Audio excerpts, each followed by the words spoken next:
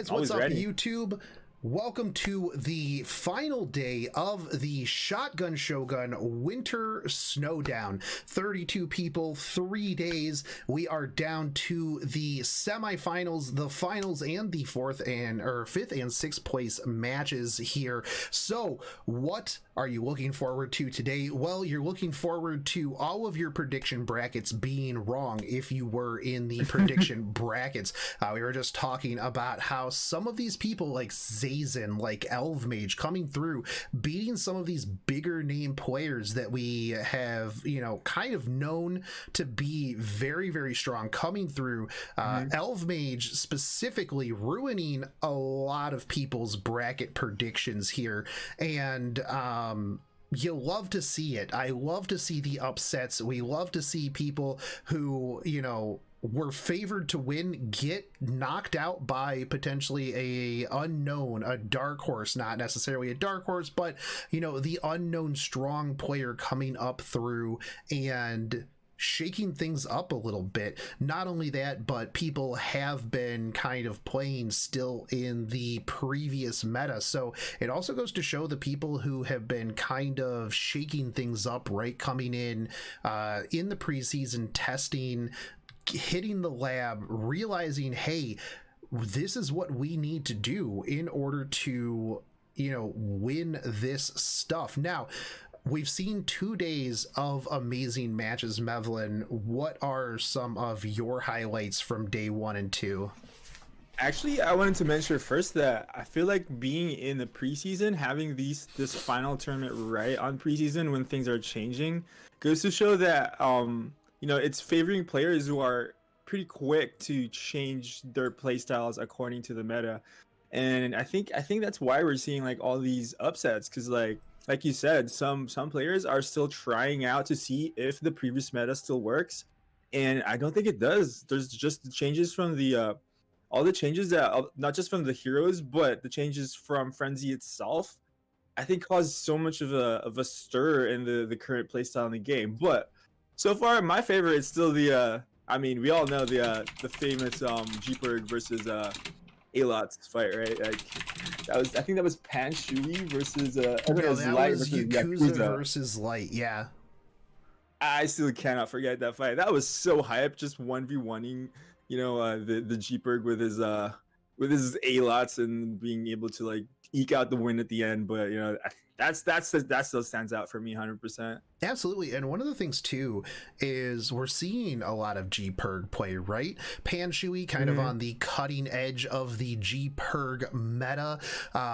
using it last night in the content creator tournament. And honestly, I really don't have a good answer to the DPS G-Perg. Like we were saying yesterday in the tournament, one of the things is a lot of these bigger players are going more towards the one-shot Wyvern 13 team, freeing up their G-Pergus. So one of the things too you'll see is a lot of Stenny players will pick up the G-Perg because you can't AoE into the G-Perg S10 without pushing the S10 forward. So even if you ban the S10 out and you try to go single target, the G-Perg still has the provoke, still has the CR push, still has the attack buff, still has the stun, and still has the bulk and the now damage to be that more aggressive bruiser that you can't actually you have to save him till last. You can't just one-shot him. You can't go in too hard on him, or else it is going to be really, really dangerous for you. There's actually one more thing you forgot about G-Perg. It's that he has dual attack imprint. He does. Giving your entire team that dual attack imprint, it's pretty huge. Also, with the changes to G-Perg, right, that he got a little bit of health scaling on his his damage. That's all it took. I mean, I think he was already strong before. I know there's that one EU player that always G-Pergs into me and I instantly lose just because my playstyle favors more towards like AoE. I always pre-ban his G-Perg. I forgot his name, but I hope I remember him soon. But now with like the changes to G-Perg, he's even more viable, and he was already strong back then. I think he's definitely getting the the Cerise treatment a little bit. And I'm kind of glad to see, well, I guess not, because it kind of counters me, but I'm happy to see people, play it out and like try new things and try to see now, seeing that, G-Perg actually a really strong unit, especially in the current meta. Yeah, no, absolutely. And I think that you were right. People were playing G-Perg before, right? I would draft G-Perg into cleave teams because, Flitica with G-Perg with like an Idol's Cheer as well is going to pop whoever your DPSer is up right to the front. And the thing is, though, is I do think that the shift in the HP scaling and just freeing him up from that Wyvern 13 role is what's going to make him very, very prevalent, right? Exactly. Not only that, but Stenny, very, very strong unit. If you bring AoE, you have to. Pre-banner. Not if you pre-banner, which is what I do, right? I do think that we are going to see a bit more of a shift away from maybe some of the more well-known current meta units.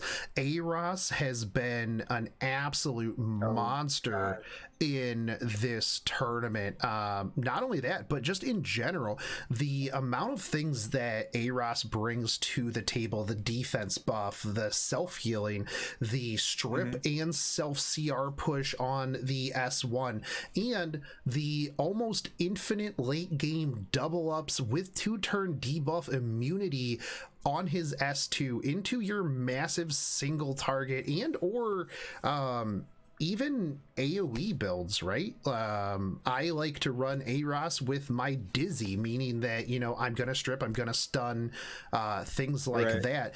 Chat has asked if we can get potato balls into the lobby because it feels weird without him in here. So potato balls, if you're watching this, just join up. Feel free to come hang out, fall asleep in the lobby like I know that you typically like to do. We are going to be waiting. We're trying to get a hold of our 5th and 6th place matchups here. So we are going to, we've got Aether Bulge in. If Zazen does join up, we will just go into that match while we kind of wait for Snow War Champs Light and Lamex to make it in. But I'm very interested to see what we see today because, again, Zazen, very strong, but Zazen's going to be going up against Aether Bulge, who is also very, very strong. We also have Malona versus Elve Mage here, which Elve Mage has upset a lot of people. What were you going to say, Mevlin? Oh, I was gonna say, I think Aether Bulge and Malona are the two, like, among all these four, they're probably the most people know about. So I'm wondering if Elve Mage could keep up his upsets, because so far I think no one really thought Elve Mage was gonna get this far, but here we are, and I'm curious if Elve Mage could pull off beat Malona out of the bracket and go to the finals. Yeah, no, that would be real big. By the way, the Aether Bulge, Zazen, and Malona Elve Mage matches will be best of 5, with the finals also being best of 5. The 5th and 6th place matches will be best of 3 for those of you who just joined. So we will be going from there. We do have Snow in. We are waiting for Zazen. This weekend has been pretty pog. Like, we got the invitational yesterday, we got your tournament, we got some Christmas things happening later tonight. It's indeed, this week has been really busy. Lots and lots of stuff. Yeah, and the match, the invitational tournament last night was also very, very strong. The global team taking 1st and 2nd, me versus Panshui. Granted, it was all the way till 2 a.m. So it was a long day of tournament for me yesterday. So definitely was was a lot of tournament, but I had such a good time with everything. This is the major, by the way. The sign up for the January tournament will be up tomorrow, so we will be accepting. I don't think we have a cap anymore because we do the first round offline. If we have more than 64 people, we'll do the first like 2 offline and just run through it. I want more and more people to be able to get into these Champions Cups, right? And is there a sign up for the co-casters? Is there a sign up for the co-casters? Some people have actually asked the sign up for the co-casters, but do we have a tournament for the co-casters where the co-casters have to go up against each other? Does the winner get to be the one to co-cast? Because then I don't want competition, man. This is my job now. Yeah, you'll have to fight them for the title. That's how it'll have to go. I wonder if some of the people didn't know that they had the match, but we can go into the Aether Bulge versus Zazen match since both of them are here. This is going to be best of 5, and this way we will have a little bit more time for the 5th and 6th place matches to go. But since Aether Bulge and Zazen are here, let's not delay this anymore because I want to see some action. So we will do Zazen versus Aether Bulge round 1. We're gonna get the polls up. By the way, for those of you who may not have been here the last couple of days, the polls are going to be up and you will be able to bet your Shogun stacks. At the end of the stream today, we will be doing the giveaways for all of the gift cards, all of the sky stones. The prediction brackets will be the sky stones, the gift cards will be in chat. So yes, let me get the polls up here. Aether Bulge versus Zazen round 1. What do you think, Mevlin? What do you think is going to be the outcome here? Whoops, hold on. Rough. This is me versus Mevlin. Well, here we go. Just Oh, is that your band from yesterday? I completely forgot that I didn't put them in. Yeah. So you guys have 2 minutes. As you can see, I lost to Mevlin. Correct. I should be the one in the tournament yesterday. I deserve that. That Luna figure's mine now. Oh man, I'm trying to manage things here, and yeah, it's gonna be hard because I feel like if this was yesterday, I'd be like, oh, Aether Bulge, of course, the well-known, like always top 10 player, even in preseason, right? But Zazen's has been like showing off, like he could rock out with the big guys, I think. Yeah, so we see the F query and the A Tywin ban out here.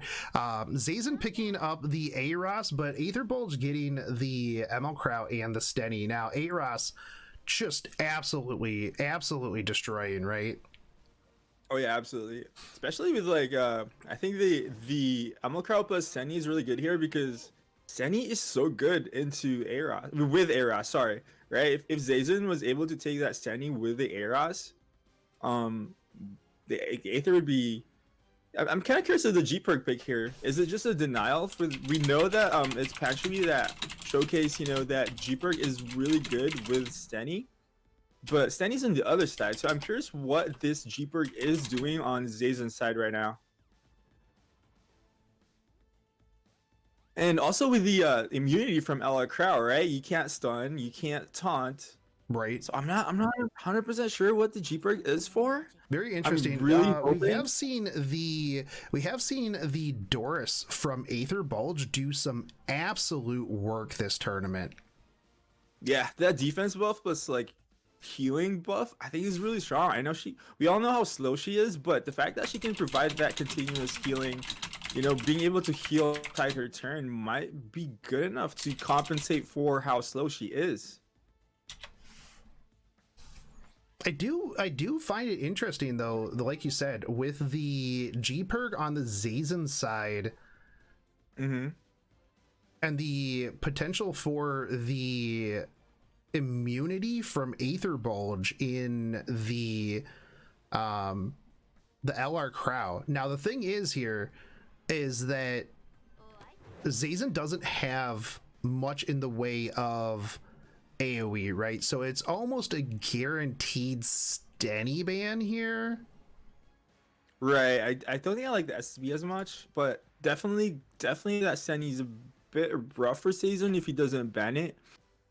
I'm still trying to figure out what the G-Perg pick is, considering that for like the attack buff isn't as good in his team because only Fire Ravi benefits from the attack buff. Right. If Aether bans the Ravi, Wow. Okay, this is a really interesting ban here. So we see the Doris ban out, and we see the Aeros ban out, but Aether has SSB, Stenny, LR Crow, and the Alencia. So I don't know if I understand. I don't know either. Yeah. I also, the Alencia has no immunity, so it might just get CC. Never mind, it just gets immunity from the other crowds, right? But I still don't see this cheaper doing enough work. Hey, there's a dual attack Emperor in action right there. Maybe that's just how he wins from here. Maybe that's what the G-Perg is for, getting all the dual attacks. Getting all the dual attacks, yeah. Yeah, that's all it is. It's a dual attack passive. That was a decent amount of damage. Looks like that was a full crit build on the Crit FCC Bruiser, there. Crit Bruiser, FCC. Yeah, I can definitely see that. Yeah, but that AoE just caused the shield, right? And Right. the amount of damage you dealt to the SSB was just shielded back by the LR Crow. So Yeah, and the this thing is, too is you can't really S3 here with the G-Perg, right?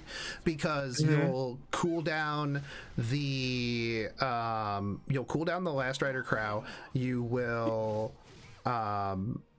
and then you would have just gotten it stripped by the Alencia. Now it's a little bit safer here, but does the G-Perg just drop? I mean, it's defense broken, right? Yeah, I think so. Even without attack buff, pretty close, I guess. But still, this is probably dead afterwards. You could have S3'd in your G-Perg there, because the cooldown on the Ella Crow, like you already AoE'd once that turn, so S2 on Crow was on cooldown. But like you were right, it was the attack buff was just gonna get stripped by the Alencia. So I really don't think G-Perg was good there. I think Zazen was just trying it out. Maybe he was scared of Aether Bulge taking the G-Perg with the S10, but you could have just banned the S10 instead, or you could just if Aether was like taking the G-Perg with the LR Crow to combo with the S10, you just ban the S10, I don't think it was enough of a reason to steal the G-Perg there, if that was the reason why he picked G-Perg. Right, and now you have both Ravis with unbuffable, unhealable. They are counterattacks, so they are just feeding into this SSB nonstop, and there goes the A Ravi. The Fire Ravi's not going to be able to heal here. I do believe that it is. Oh, it did, because they stripped it. Got rid of the buff, but it doesn't matter because the S10 is going to drop it here. Yeah, I mean, I like the idea, but yeah, I don't think this is like the place to test it out. I think exactly. Not, so Aether is going to take round 1 of this best of 5. So we'll give it a minute before I slap it into chat, because I have to remember that there is a delay and chat does not have a delay. But I feel like that was a very early G-Perg pick for a single target lineup, and letting the SSB, the S10 through was just very rough for the Zazen side for sure. especially if you have Ella Crow plus the defense buff from the Alencia to support both units and protect them. Yeah, it was just rough from there. I wish we had like interviews afterwards. We could ask why he picked that one. Not as a BM, but more like I want to learn. I want to know what people's logics are and reasonings. Yeah, because there is sometimes that, you can just be, it's like my top mono Lulika in round 2 last night. I just ran out of time and misclicked. That was literally not the unit that I wanted to run in the slightest. But poll is up. We will be going into round 2. Will we see Aether Bulge? This is rank 3 versus rank 6. So both of these players right now, top 10 players. Absolutely.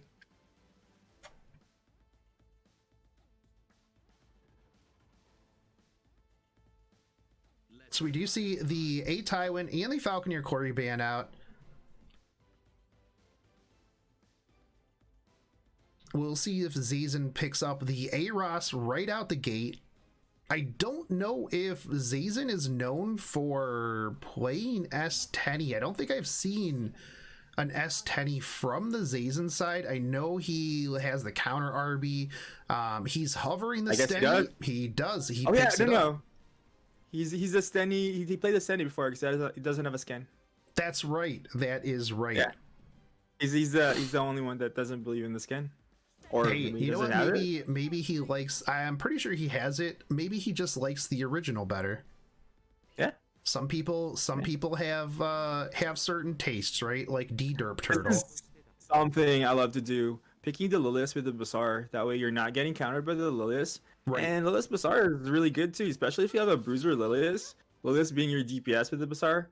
I'm already excited for Aether Bulge. The fact that he did that, makes me like think, oh, maybe I am pretty good at the game, since if Aether does it, I do it.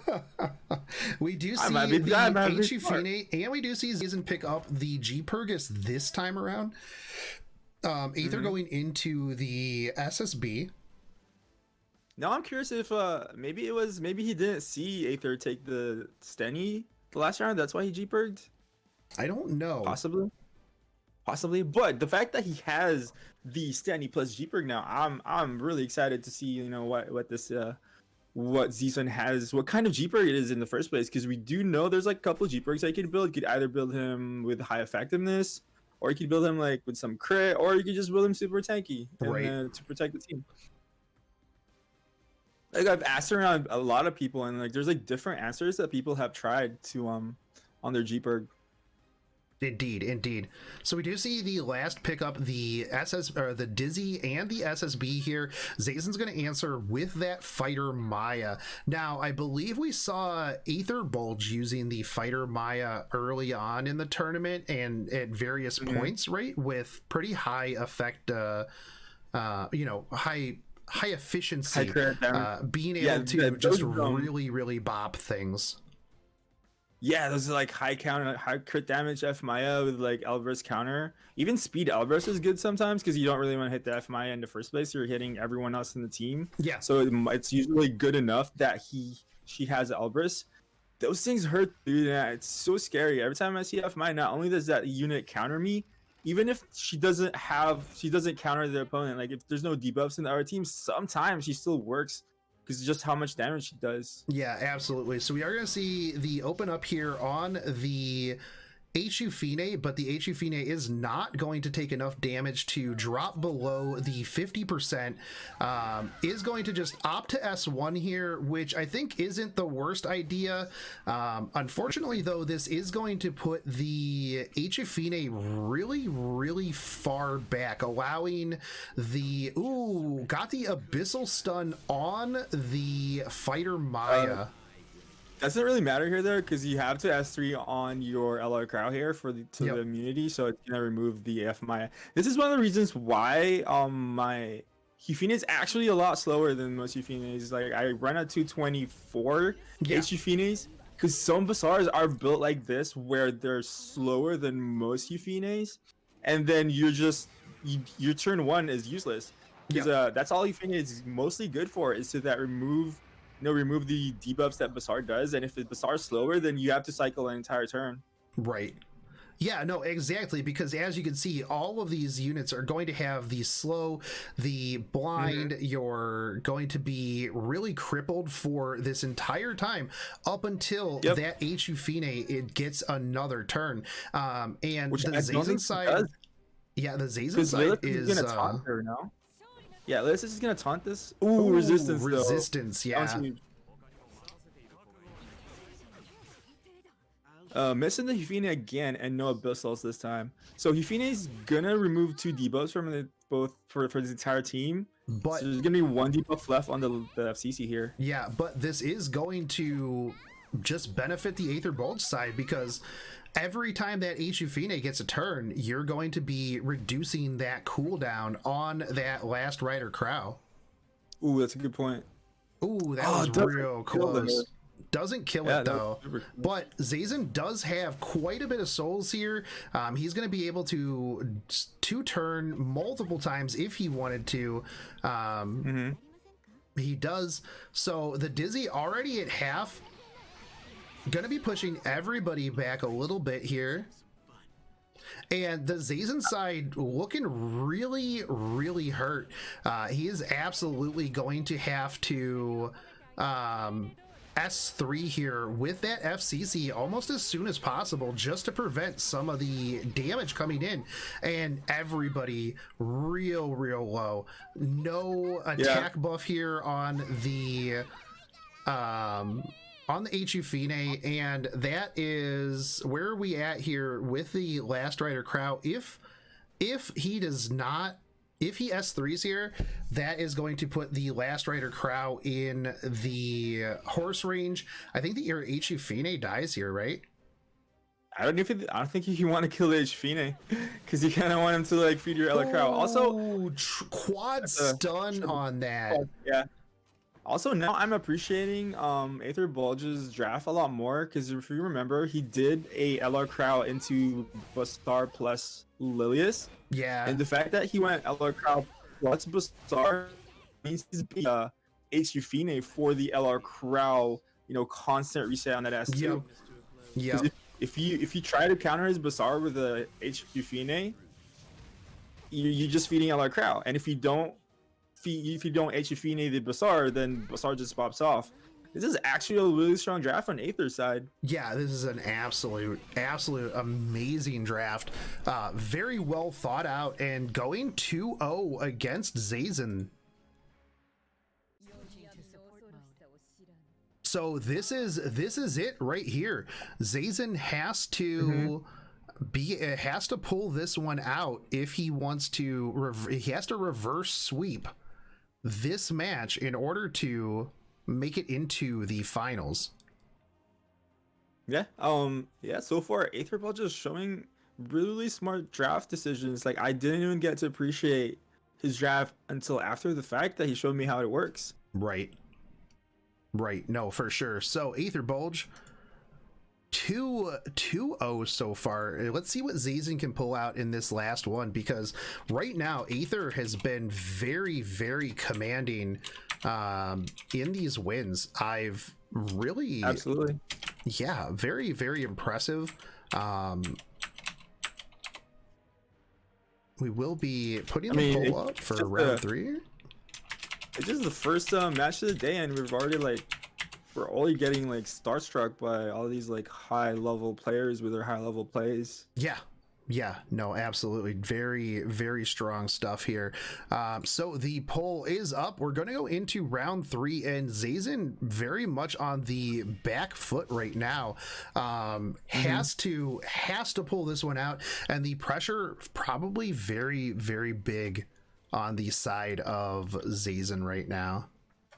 Yeah, hopefully those 2 matches, Zazen gets a grasp of how Aether Bulge drafts. It seems like Aether likes to bait a lot of your picks, make it seem like, oh, this is such an easy counter, but then no, you come to realize you just get countered by the counter. Yeah.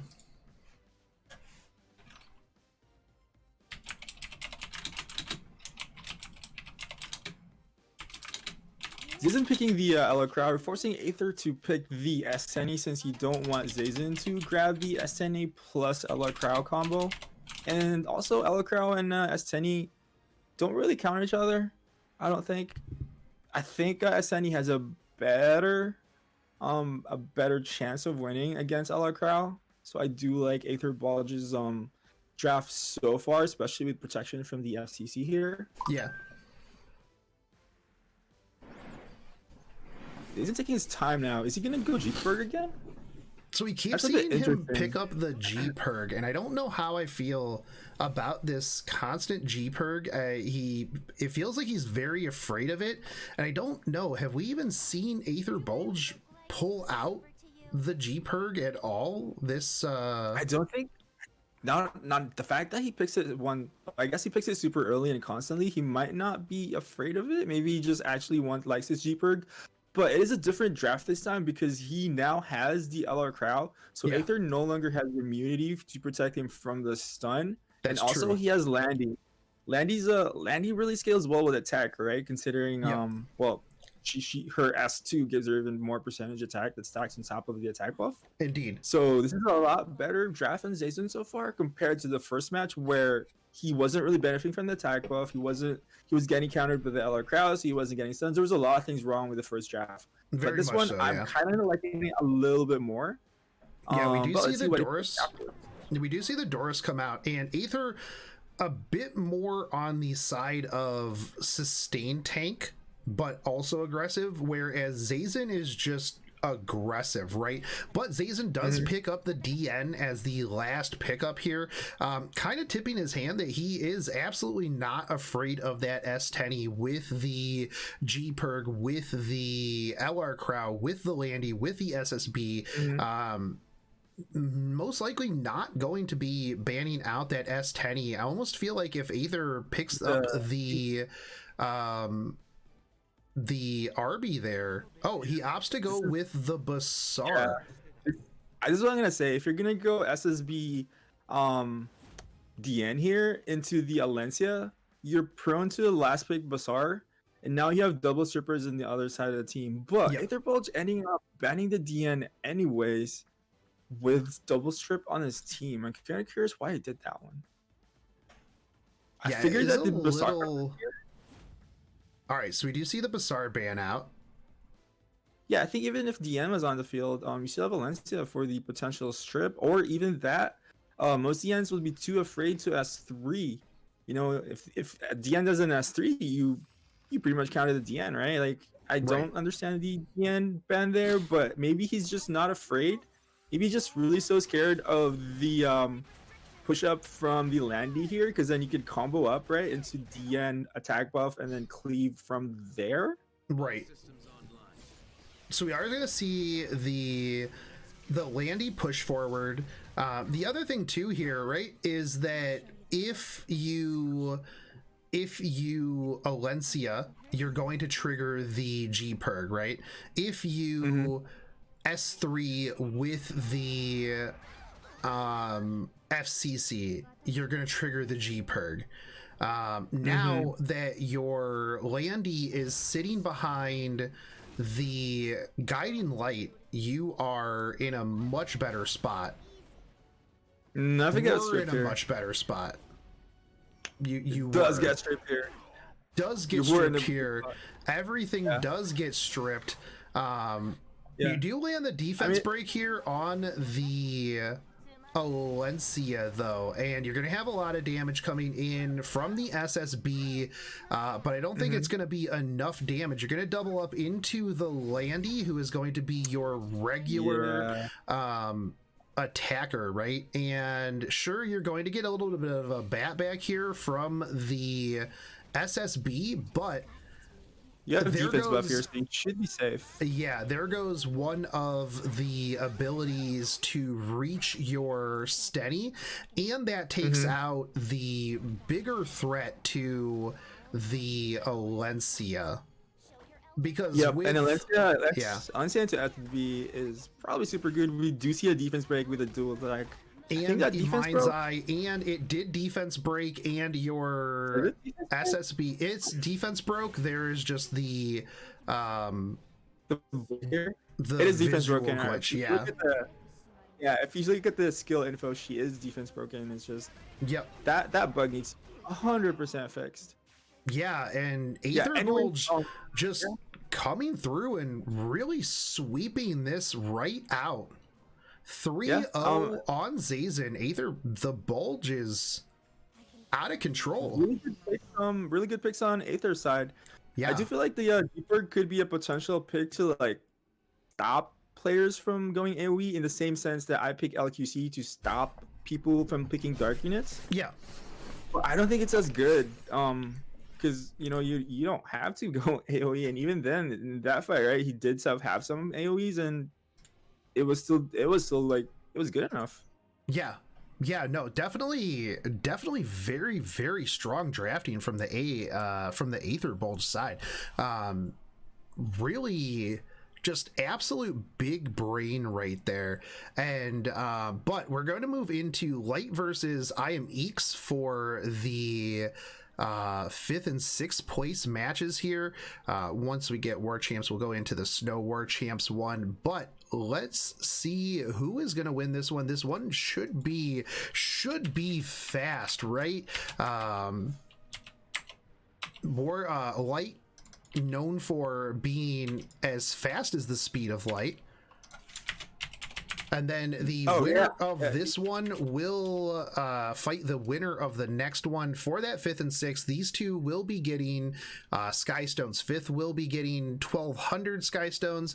6th will be getting 900 Sky Stones. Courtesy of... 4th place gets how much? 4th place gets 1,600. Nice. So we will start the poll. We'll get into the first of 3 rounds here.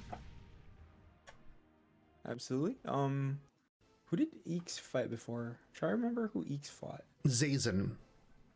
Eeks beat out Suck. Eeks beat out Kilo, and Zazen 2-1'd Eeks. Gotcha. So we are going to see Light going as fast as the speed of light. Cleave time. Eek's going to be picking up the Last Rider Crow and the Steady, giving up the Flitica and the CDOM and the Operator Cigarette. Guys, quit picking so fast because the poll is still up. Ooh, actually, I need to vote. I forgot. Swear I'm not cheating.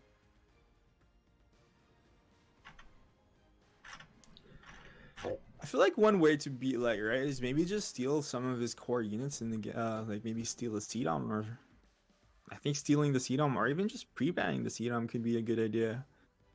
Yeah. Oh, yeah. Exactly. I'd be listening. Oh no. No. We do see the Celine pick out here, but no, the Skystones though. Big shout out to Smilegate for sponsoring these Skystones for 4th, 5th, and 6th place. The Skystones also will be going to the same amount of Skystones will be going to the winners, the top 3 winners of the brackets, the bracket predictions. Ooh, how many? Actually, I don't think I have a shot at this point. Yeah, I'm ranked 61 out of 73. Feels bad, man. So we see the Bassar last pickup here from Eek's side. I don't know how I feel about that. I feel like Light has so much damage. The Flitica does get banned out here, but you have the Oxlots. And I mean, we saw some big brain plays with Oxlots being able to trigger the shields yesterday. I actually was wondering because like I saw you with against YDCB yesterday, and he had a similar team like this, and you banned correctly. And I thought, yeah, maybe it's because he learned from Light early in the tournament. A little bit, yeah, actually. Yeah, why you would Soulburn here. Why do you think that I have these tournaments so that I can see how people are gonna play these, right? Yeah, I remember you banned the Operator Cigarette instead of the Alots or the you banned the Operator Cigarette here because he can one shot anything with a Soulburn from the Alots. If you have Ella Crow, if you draft Aeros too early, Yep. Alex can just full burn, AoE the S3, S2 the secret, and then one shot anything she wants. Yep. And then Yeah, we learned that yesterday. just push forward here with the CDOM, and then you clean up with the RB. Also, Light learned this yesterday. He should have learned this, right? That you're supposed to ban the OP cigarette here and not Light Gap Gaming.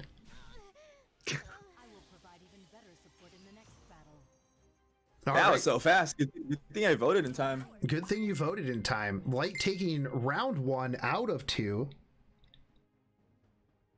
Or out of 3. So Eeks has to come back. Double win here. I gotta give it a minute. Really enjoy watching Light play. It's just, not only is it fast, it's actually entertaining. It very much is too.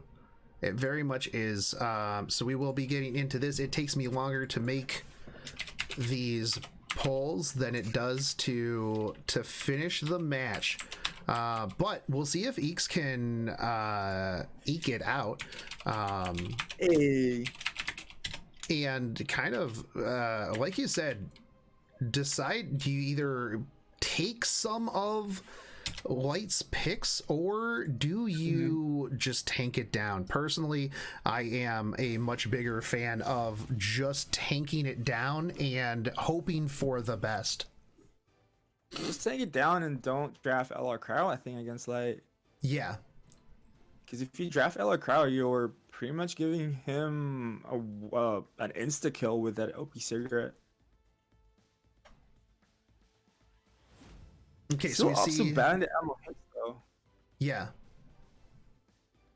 Is it because at least you know that Eeks isn't listening, so he's not cheating. True.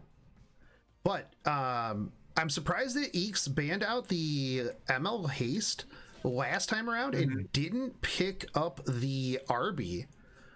True, that's allowing Light to last pick up that RB. But Eeks picks it out first here this time. Yeah, but does I feel pick like, it up first.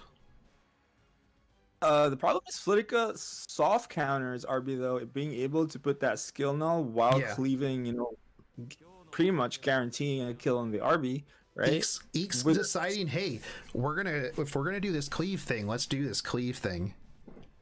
I don't know. Trying to outspeed Light. That takes so much balls. You're gonna need to fight with him with his speed imprints. Light also has pretty good speed imprints. If I recall correctly, he has a really strong RB. I mean, not RB, green RB. Yeah. See, now Light already has 2 ways to deal with the RB. Either he's gonna apply skill null and kill the RB, or he's just gonna kill his TM Luluka. Right. So let's see how Eeks opts to. So he goes with the fire RB. Fire RB, okay. Problem is Light B. Cerise here to counter the fire RB, but I don't think I like OP Cigarette here. Yeah. I don't think I like OP Cigarette here. The Oxlots. Yeah, the Oxlots too. Yeah, Light's one of the reasons I actually built Oxlots. And Celine. I do like the Celine here. I don't think I like the Charon as much. Yeah. I don't think I like the Bazaar, but let's see what happens. Maybe Eeks trying to outspeed this Alots because he does know the speed from the previous. Yeah. No, from the previous round, we saw that Alots was faster than the Bazaar, so I'm really curious what the plan is here. Because either way, Light's entire team is gonna take a turn just because you can boost the OP Cigarette here, right? You can boost the OP Cigarette. You can boost the Tomoka, any one of those, right? Yeah. You boost the OP Cigarette to get attack buff. You give everyone attack buff. Not only that, but you're going to. Oh, he's just gonna raw dump on that RB. This doesn't work. This doesn't work. We've tested it yesterday. That's right. Right. This doesn't work, Light. Oh, it does work. If you just kill the army, never mind. You just kill Arby. He learned from I yesterday. take it back. I take it back. It works if you just kill the army. What the heck? I did not expect the army to die there. Yeah, all Holy you crap, gotta do, dude. all you have to do, Mevlin, is just kill Arby. Now Well, the we know that the problem knockback here, is- though, is well, no, I think he still is good because he just kills Basar here. How do you deal with Tomoka with stealth and shield? Yeah, stealth shield. Sure, the Kayron can kill somebody here, right? Anybody here, but You can kill anybody here, but Tomoka might just get a lap even and put the shield back up. I don't know what the speeds are, but yeah, definitely kill the Alots with the Alots. Yeah, I should We'll definitely see. kill the Alots here. we'll see if the Is that? Kayron. It's the Kayron Alright. artifact, the one that gives him stealth. Switching to support mode. It's Wind Rider Kayron. Yeah, it's Wind Rider Karen. What are you talking about? Wait, it's Wind Rider Karen, meaning he's got a 40% attack buff right now. This is gonna kill a Tomoka. That Wind Rider. I think that Wind Rider won him the game. Oh, he gets a shield here. Never mind, she gets a Yeah, shield. he gets the big Yeah. thick shield. This is He what I was doesn't scared of. have soul burn. If he had, yeah, I don't even think with I soul don't know. burn. I don't know. The Wind Rider is like what 50% attack buff or something. Yeah, that shield was enough. So the Yep. fact that he was not fast enough to lap the Tomoka being able to grab her shield back up. Big X, he was at 95% too, so it was just a little bit more speed, and he could have outsped that Tomoka. Yep. White going to be moving on, winning that one, but that one was pretty fun. That was not gonna lie. That's pretty fun, yeah. Yeah, I like the Wind Rider there. Just all you gotta do is just kill Arby. I guess. That's just how you have to do it. So Light is going to be moving on. We're going to have Snow versus War Champs, and then the winner of this one versus Light for 5th and 6th place. So let's get the poll out. We have RTA Snow versus RNG Champs. Can War Champs pull it out, or will RTA Snow do This is a RTA tough Snow one. stuff? I mean, obviously, I would want to vote for Snow, but War Champs RNG just makes it really hard for me who to vote for here. Right? You know what? I'll bet for the RNG. Let's go. All right, poll is up and game 1 is ready. No, Kara, this is for 5th and 6th place. These are best of 3. Semifinals and finals are best of 5. Ooh, at the someone moment- bet all their money on War Champs, so they're betting all their RNG On the RNG. god himself. Indeed. Hey, sometimes that's just how you have to do it, right? Yeah. Was it you? No, I was actually scared because I thought it was me because I saw it and I was like, wait, is that me? I'm not betting. I'm like rank 3, dude. I'm trying to win here. So we see the Doris and the Tomoka banouts here. Snow picking up Arby and Operator Sigrid right out the gate. War Champs responding with the ML Haste. He picked up FCC. Definitely good OP cigarette here. If you see an FCC OP cigarette, almost an insta pick. If he does, Basar though, interesting. Yeah. I think he's done this before, where one person gets resisted, and that's who the OP cigarette went for. But if you hit your Basar, who does OP cigarette go on? Do not know, but we see this very fast. The FCC ban. Snow getting. This is really weird. Yeah, Snow What's though the with the Rose, the RB does get banned out here. Yo, I like this OP cigarette just because it's kind of a different strategy here. He's not relying on the barriers like Light. Well, I guess for the other fight, Light wasn't relying on bears, but Yeah. I thought the OP Circuit was for the FCC, but he just ends up banning it anyways, and also picks Bazaar, so a bit strange here. So we are going to see this super fast Rose get turn 1. Mm-hmm. Push I forward. mean, Snow known the fastest, probably the fastest Rose in the entire game.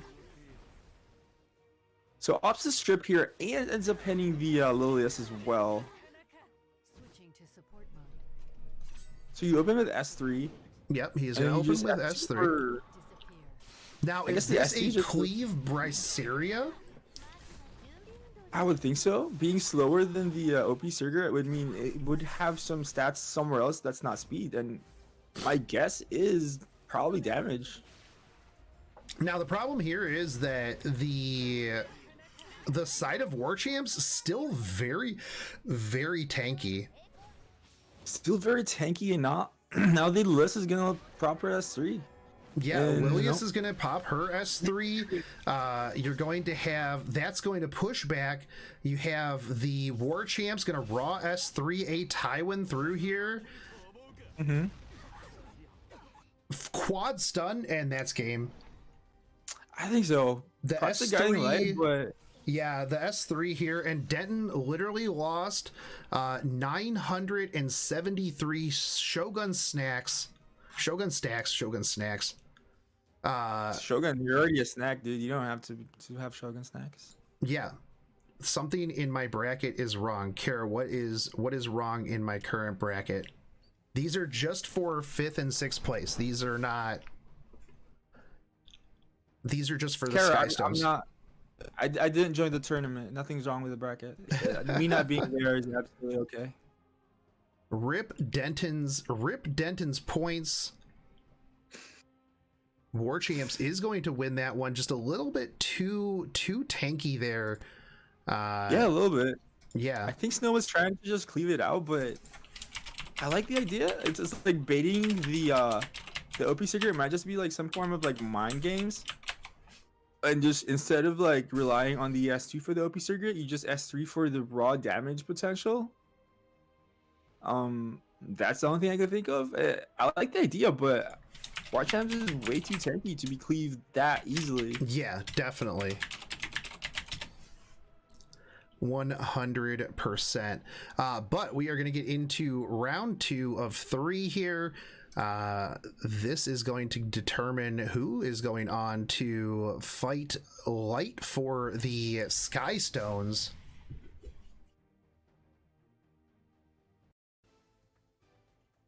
Wonder if Snow's probably going to try something else, knowing that War Champs is extremely tanky with a, known to be highly bulky, mid-range like bruiser player. Snow probably needs to like change his draft a little bit there. Ooh, War Champs taking the Rose. I dig it. Yeah. It is my go-to ban against Snow. RTA Snow, yep. War Champs picking up the FCC right into the ML Haste, and Snow just running it back with the OS Cigarette and the Bryceria. Cursa? Is he gonna choose something else at the end? I mean, Bazaar would have been good here, so I think he's gonna pick Bazaar again just because of how good Bazaar is into both these units in play, but I mean, War Champs does have a list. Yeah, so War Champs prepares for the Bazaar, drops 2 fire units. Snow doesn't care. I'm trying to commentate here, dude, and you're just making me look like an idiot. Snow just going, and then Ooh, we do have Dizzy. Okay. So instead of a Rose, opposite pick go for the Dizzy instead. I mean, War Champs can just Lilius here. And then ban the Dizzy. Yeah, think, right? it'll be interesting to see what his last pickup. He ends up going with a Doris. I guess because there is a lot of dark units on the other side, plus you can get that initial defense buff, but you're gonna potentially get stripped and unbuffable by Bryceria. So who do you? Yeah, I don't know what. Yeah. I like the Dizzy ban. I think Snow was expecting the Basar ban here. I'm pretty sure it's like high level plays that I don't even understand at that point. But I think Snow wanted the Basar to be banned there, but War Champs didn't fall for it. So we are going to see the Basar come through. Does Basar... does not Nope. do anything, and the War Champs Ravi, known for being counter and hitting really hard, just rolled through there. War Champs opposite S3 there because she doesn't have attack buff, and that's the problem. One of the problems. I'll be Sigurd. If you don't have attack buff, Yep. your S2 is not going to one shot anyone that's super tanky, like anything on War Champs side there. So just opts to go for the S3, give everyone attack buff, and give the Berserker attack buff, but that just boosts Ravi, and now you probably your RB might be dead. I don't know that this is gonna one-shot the RB. Pretty close. Yeah, it's gonna do quite a bit, but we do see some gab gaming here. We're gonna see the S3 come out. At this point, you kind of have to heal the... I mean, you'll probably lose the Ross, most likely. You can S2 with the Ross, but... yeah. I feel like War Champs got unlucky there, no? That was 3 dark units into AoE into War Champs team and no defense buff. Right. Like, what are the odds? Is it 40% for a defense buff when a dark unit attacks you? I forget the exact number, right? Higher, right? So he ends up putting up defense buff here. This is perfect for War Champs here, not killing the RB. That means that this FCC will kill the RB with a triple skill null. And Snow is just going to pop right out. So we are going to have War Champs versus Light for 5th and 6th place. Yeah. RNG Champs winning again. But GG thank you, boys. Snow, for coming out, playing. War Champs going all in. Snow taking all of Denton's points. Poor Denton.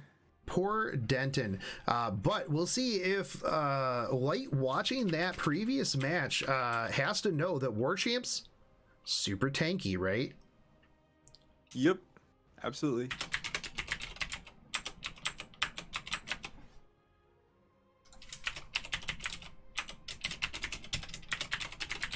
All right, we got the poll up. Again, this is going to be a best of 3 for 5th and 6th place. Both of these players will be getting some Sky Stones.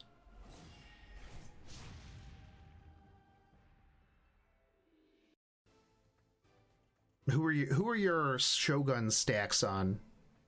Oh, you know it goes to Light. I gotta vote for the Cleaver. If Cleavers don't win, Cleavers? All right. I do like the CDOM ban here. That stops a lot of Light's potential units. Yep. Since you don't have CDOM, you can't really use a lot of units that Light has. Right. Very big enabler.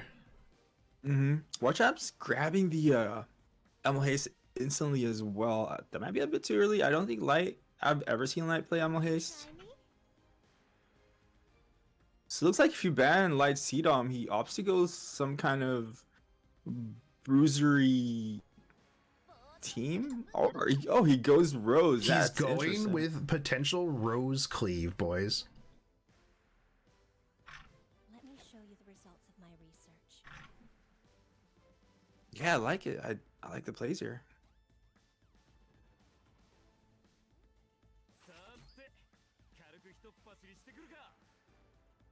Grabs the crowd as well. Does So Light War just Champ's go like definitely... LR? Yeah, Light's War Champ's definitely taking this down.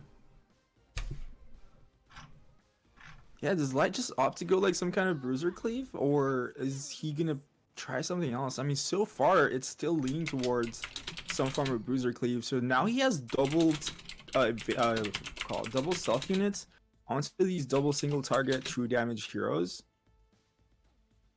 So far it's a good Light draft in that War Champ's gonna have to have some form of AoE. in order to compete.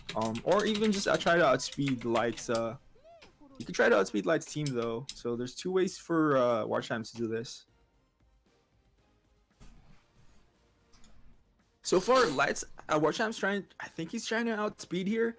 If you I don't can know outspeed, that he's going to outspeeding. I think just, with Falcon Quarry is going to be a little tough, right? Because I feel like even Light's Rose is probably going to be faster than a typical Falconeer Quarry.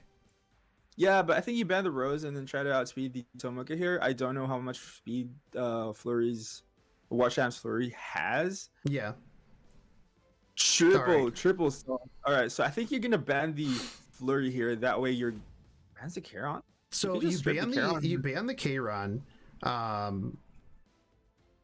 mean, to keep all of your stealth, to keep all of your stealth safe, right? True. Yeah, as Watch Champs, I would have banned the Rose here and tried to outspeed the Tomoka, but ends up banning the Stenny instead. Let's see what happens.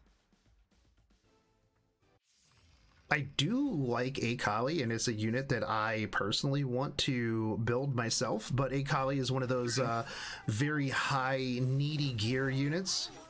Does stun the quarry. You will get... have the quarry.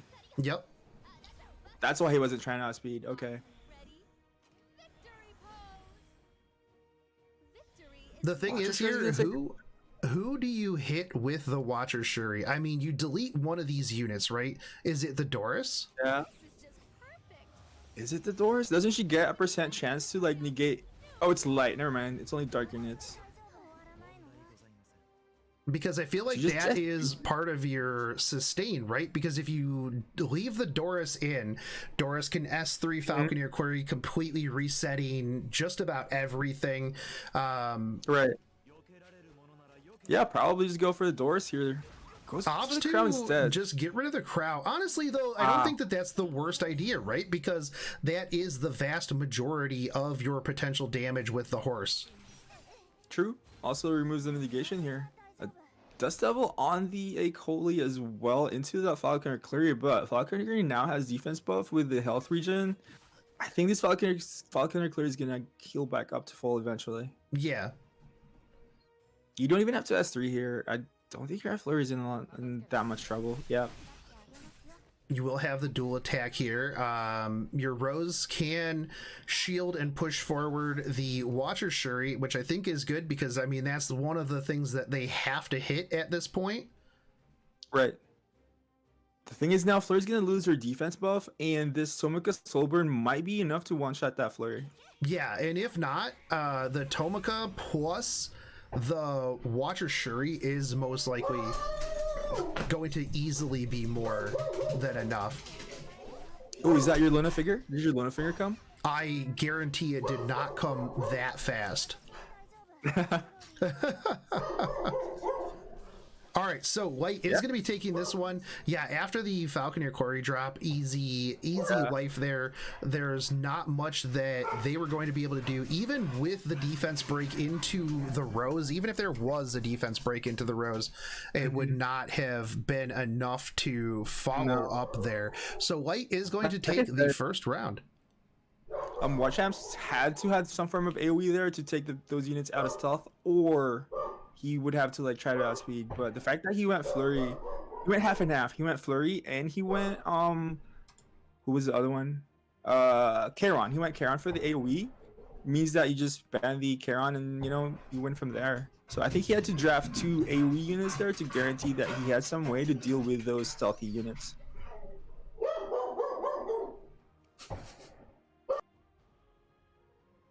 Man, your dog's really angry or something. Yeah, I think Amazon is here, but we'll get the next one. I'm going to mute myself while they bark at the Amazon guy. You talk, Mevlin. Absolutely, I'm pretty good at that. So Light, I do like Light's drafts here so far. His ability to switch it out, right? From if your Sidon gets banned, he just goes for some form of Rose Cleave. And also just like triple stealth there was really strong too, since Watch Champs was drafting a lot of single target units in the form of Crow and Emil Haste, and there's like no way for Watch Champs to recover. I think he had a chance to recover if he drafted 2 AoE targets, but he ended up drafting only 1, and that just got banned, and it was trouble from there. So onto this fight, we got Lipe and Warchamps again. Like we said, trying to win top 5, top 6, I believe. Yeah, still it is same 5 and 6.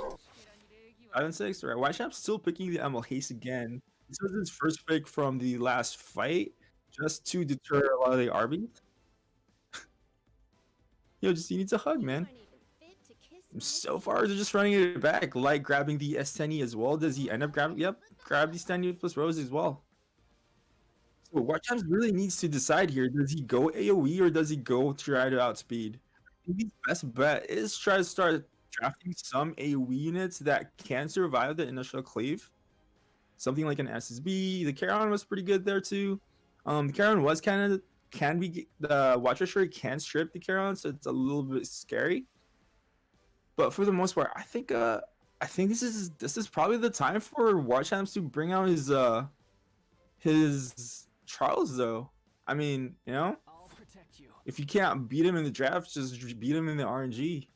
Yeah, just go full RNG and just let RNGs take the wheel. Absolutely. So there's an SSB. Now Warchamps learned that you can't go super tanky into Light's team because he can just go and stealth you out. But if this Watcher Shuri goes through, this is gonna one-shot SSB probably. Yep, now we see an Aeros too, so that's a level 50 Celine, Warchamps. Warchamps, it's level 50, bro. I don't even. But it's still probably 4,000 attack, 100% crit, and 350% crit damage. So I guess it doesn't matter. If you can kill, if that doesn't kill a unit though, that's a $2,000. What is it like? No, it's not $2,000. Like 600 Skystones worth of. You could have used that. You could have used that Skystones to like farm doggos, man. Yeah, indeed. SMH. I don't like the cigarette here, but I feel like he's looking for another water unit maybe. See, Obstac, go with the OS cigarette. I don't know how I feel about that, but the Celine instant ban out, mostly because, I mean, I feel like in this situation you have too many non-attackers, right? Yeah. I don't like the OP cigarette either because you already have 2 attack buffers in the team. You have Rose and the Alots, so you don't need an attack. You don't need a 3rd attack buffer. But the fact that he bans OP cigarette anyways means OP cigarette cannot work there. Yeah, no, for sure. Plus, it would have provided additional attack, strip, and damage. That's true. Yeah, this is a dead SSB. I would assume it would be a dead SSB here. Do you even soul burn? I don't think you need to. Yeah. Pretty sure that's dead. If it's not dead, yeah, because you want the soul burns here for the Spectre Tenebria. Right. Ooh, that's Atlas here. I think it's fine though. Yeah, you're Atlas-ing that unit, but it's not gonna cut, so I think it's fine. Now you S3 the Emerald Haste here, and it should be dead. Or you don't have attack buff anymore, but it should have higher modifiers. Actually, that was barely enough. You just S1 here for the blind chance. I feel like maybe he S3s the Watcher Shuri, but Watcher Shuri has already done more or less what Watcher Shuri already needs to do. You can, yeah, I guess he can. Yeah, I think Watcher Shuri already did what he did. I mean, he could potentially strip the Charon though eventually. So, but I think S1 into the Ross S2 might have been bad because you don't really care about defense buff here. Your Charon with the defense buff doesn't really matter at this point. Yeah.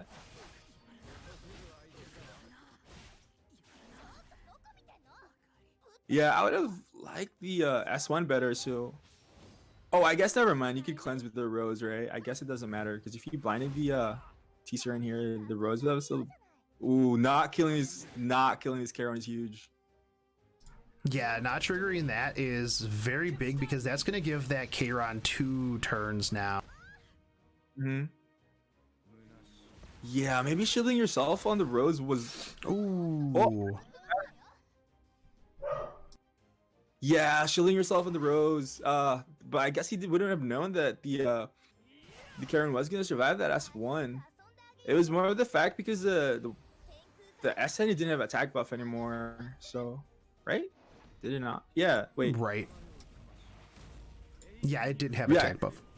Because it's soul burn. Yeah, I think he forgot that he already soul burned with the SN and no longer has attack buff. Yeah, and even at this point, the Rose isn't going to be able to kill the Ross anyways. So Warchamp's going to take round 2. Yep. Did I bet right? I'm trying to remember who I bet this time. I don't think I did.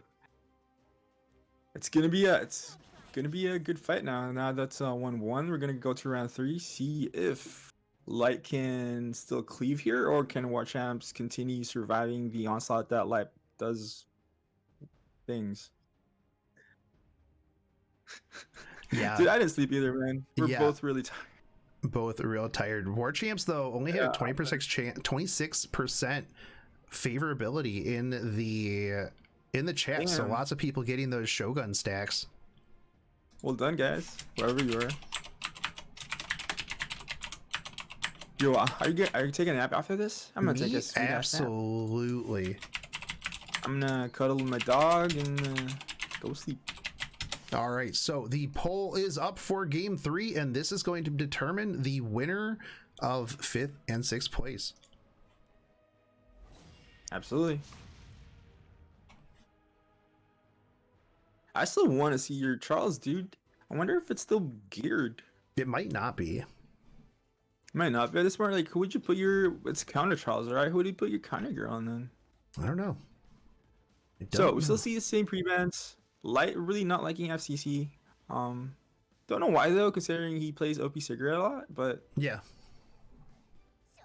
I think it just adds too much. Not only that, but I think that Light has realized that he's not going to be able to OS Cigarette cleave against Warchamps for the most part. Probably. Warchamp gotta bring the ML haste again. SNE no open for Warchamps though. Yep. Warchamp steals the SNE here, knowing that Light likes to go Rose plus SNE early. Pretty strong combo there, but since Warchamps knows that, instantly grabs it. I'll be right back, Mevlin.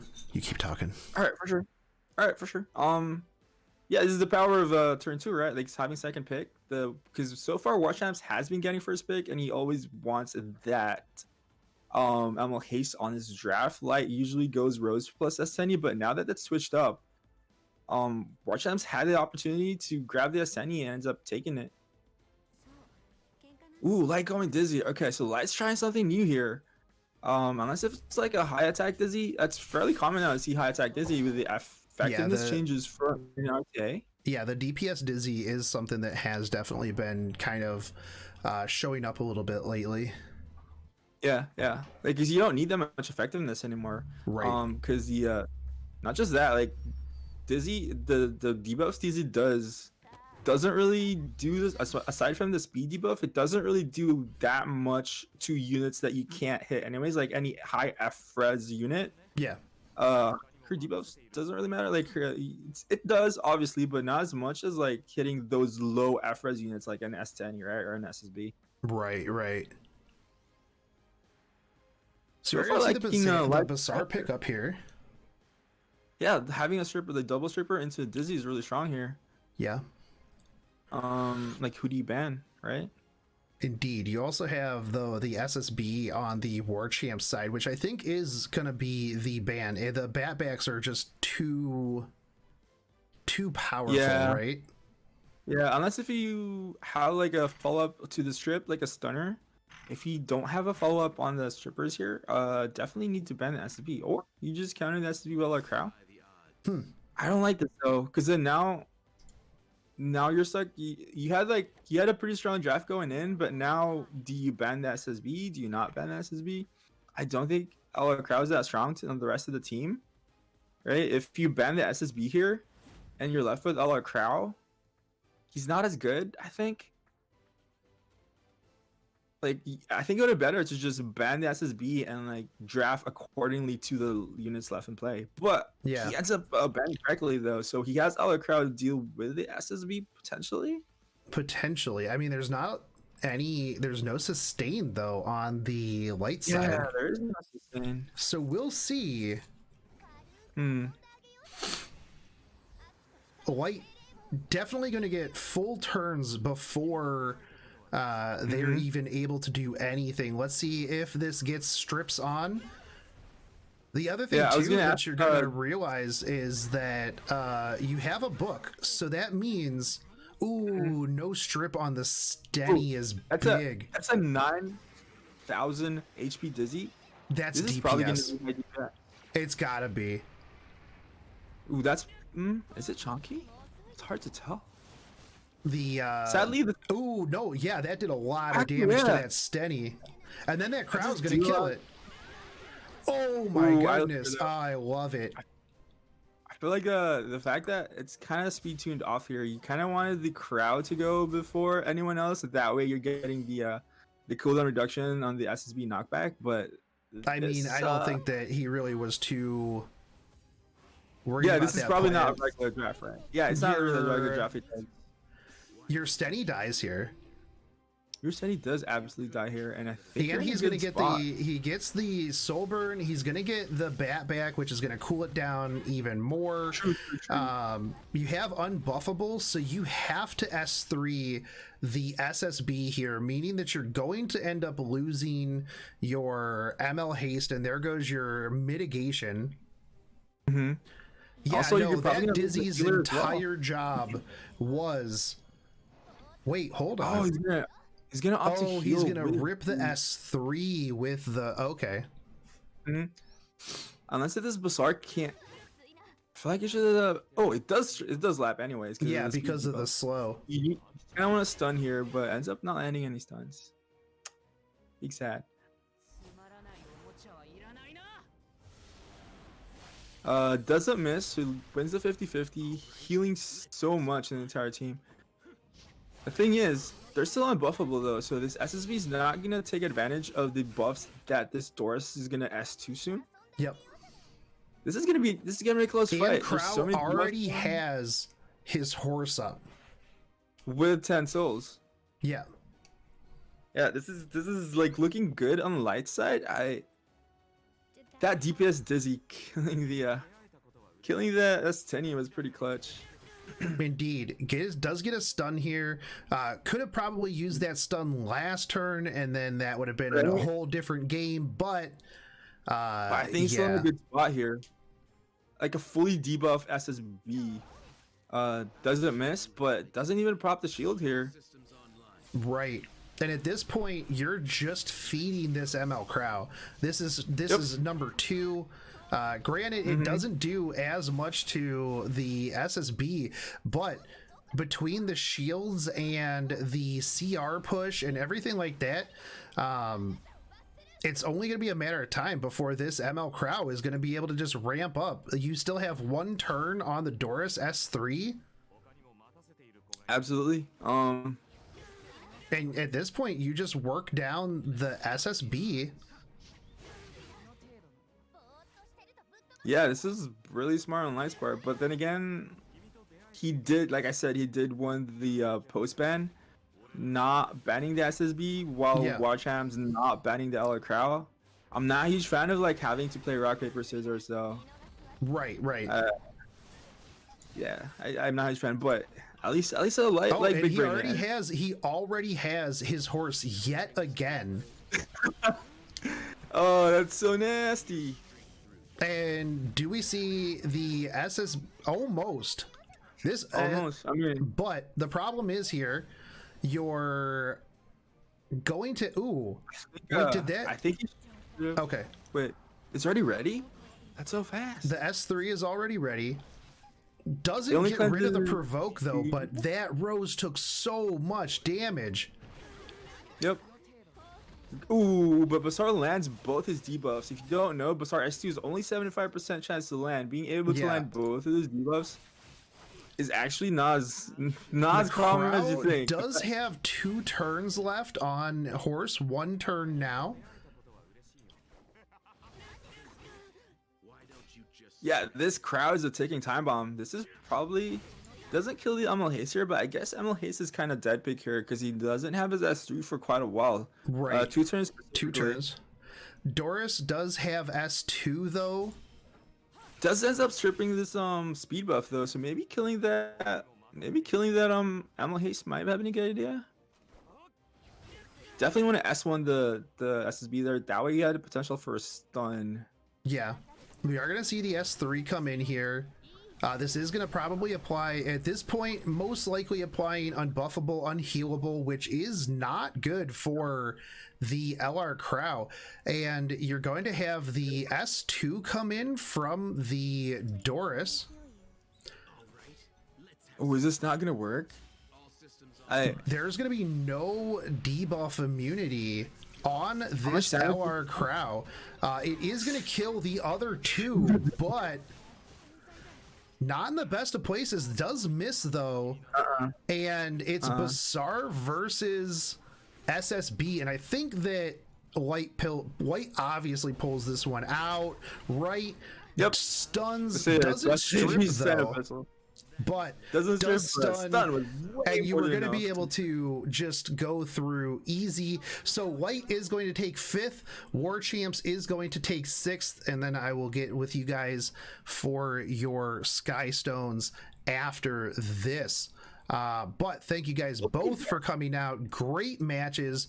We are going to be moving on though to the Malona versus Elve Mage match. This is the next in the semifinals. This is going to be a best of 5. This is going to determine who goes in up against the Bulge. The Bulge himself. Also, loser gets to fight against Zazen. Zazen? Yep. For the 3rd and 4th match. Just to recap, that is also going to be best of 5, I believe. Indeed. Yep, that is also best of 5.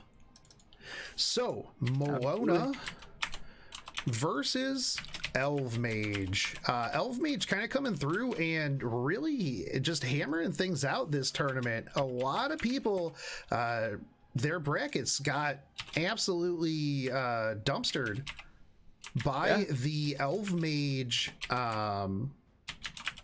run up in this tournament. Let me see. I think I don't see any people. There's like absolutely no one that saw.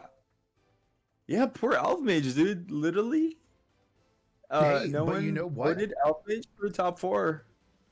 Just showing why he is in this tournament, why he's up in Legend, why he finished in Legend. Exactly. Doing absolute work, knocking out a lot of our competitors that, Maybe the fact that he's like a silent sleeper might have been like a huge advantage for him. Now that he's well known, now people know you, dude. Yeah, now so we do see the it might be tough Bazaar, for you and now. we see the S10 banouts here. Malona has always banned Bazaar. I remember I was in that was like months ago. I was in Shuffle's tournament. He was banned by Bazaar too. Malona just hates Bazaar. Why, dude? Look at that white hair, dude. Daddy AF. Those eye colors, dude, both different eye colors. I can't get the guy, man. Who you're betting for this one? I think. So it's really tough. I like Malona. I've always been a big fan of fighting against Malona. Malona very, very strong. But after watching Elve Mage through this one, it's very up in the air. I am going to be putting my money on Malona here. Okay, I'll put my money on Elve Mage then. That way, okay. We can be fighting. All right. I do like the series here. Series plus the A-Town. Pretty good combo strip into potential AoE stuns. Yeah.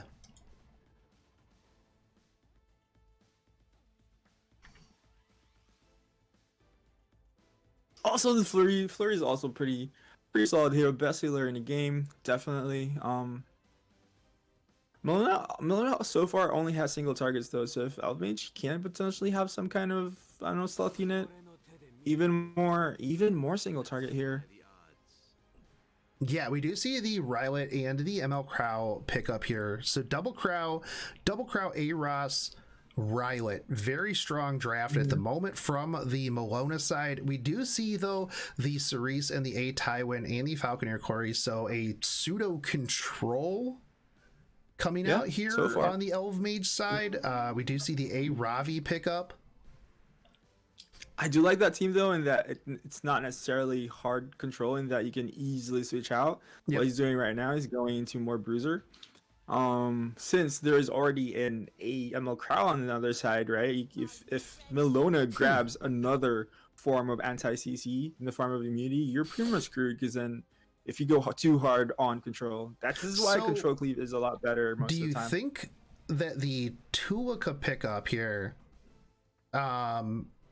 indicates that most likely going to be banning the LR Crow? Because I feel like that is currently Malona's only AoE. Yeah. Into RB. Now you almost have to ban the RB, but we'll see, because that's double AoE, right? That's double AoE.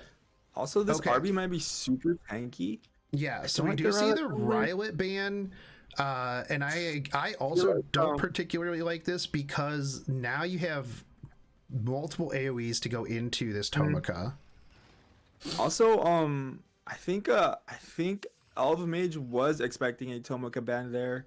That's why he banned the Rylet, or I'm not even sure. Yeah, but I'm not not sustained sure now at all on the team. It is a MLTB Moonlight on the Dreamblade. Yeah. Giving the attack buff. It's probably a Dignus Orb here, since there are no souls. It is Dignus Orb. He needs to hit the Rylet here, and he needs. I mean, not the RB. RB. Kill the RB. Wait, he just opts to S1. You don't get stealth that way. Interesting. Maybe he's not too super worried of it because he's got the giant shield. Yeah, I think he's betting his money on the stun. Ends up stunning the RB, which is what he absolutely wanted here. That way, this Tomoka doesn't die. Yeah, knowing that it was Moonlight Dreamblade, he had to decide, yo, do I just try to rip this and see, or do I just S1 and then go from there? Now, here's the question. Do you soften this up? Okay, you do soften this up. Uh-oh. Oh, okay. Okay. I was gonna say, uh-oh. That could have been very not amazing. Now this right here though is pretty bad. What do you mean, on whose side? For Elve bad on one Mage. side. It's bad for Elve Mage just because now you are going to have to delay an entire turn again for the Tomoka, and your Tomoka now has no shield whatsoever. No shield. Also, the fact that he didn't stun one of the defense buffers, right? It means that RB having defense here. I'm not sure if Tomoka can S3 that, especially since she no longer has attack buff. That confile was huge. Yeah, I was gonna say the confile right there, really, really big. But we do have the S2 still on the Rust. So I think if this defense break drops onto this Tomoka, it's dead. But it doesn't matter. Or it's just dead. There is still a Ravi that can potentially bring her back. Yeah, that was what I was gonna say, because like right here you can soften up either of these targets actually. I think the A Ravi just rips into the defense broken ML Crow, but it's gonna have defense buff again now, and it's gonna have debuff immunity because you're gonna be S3 in here.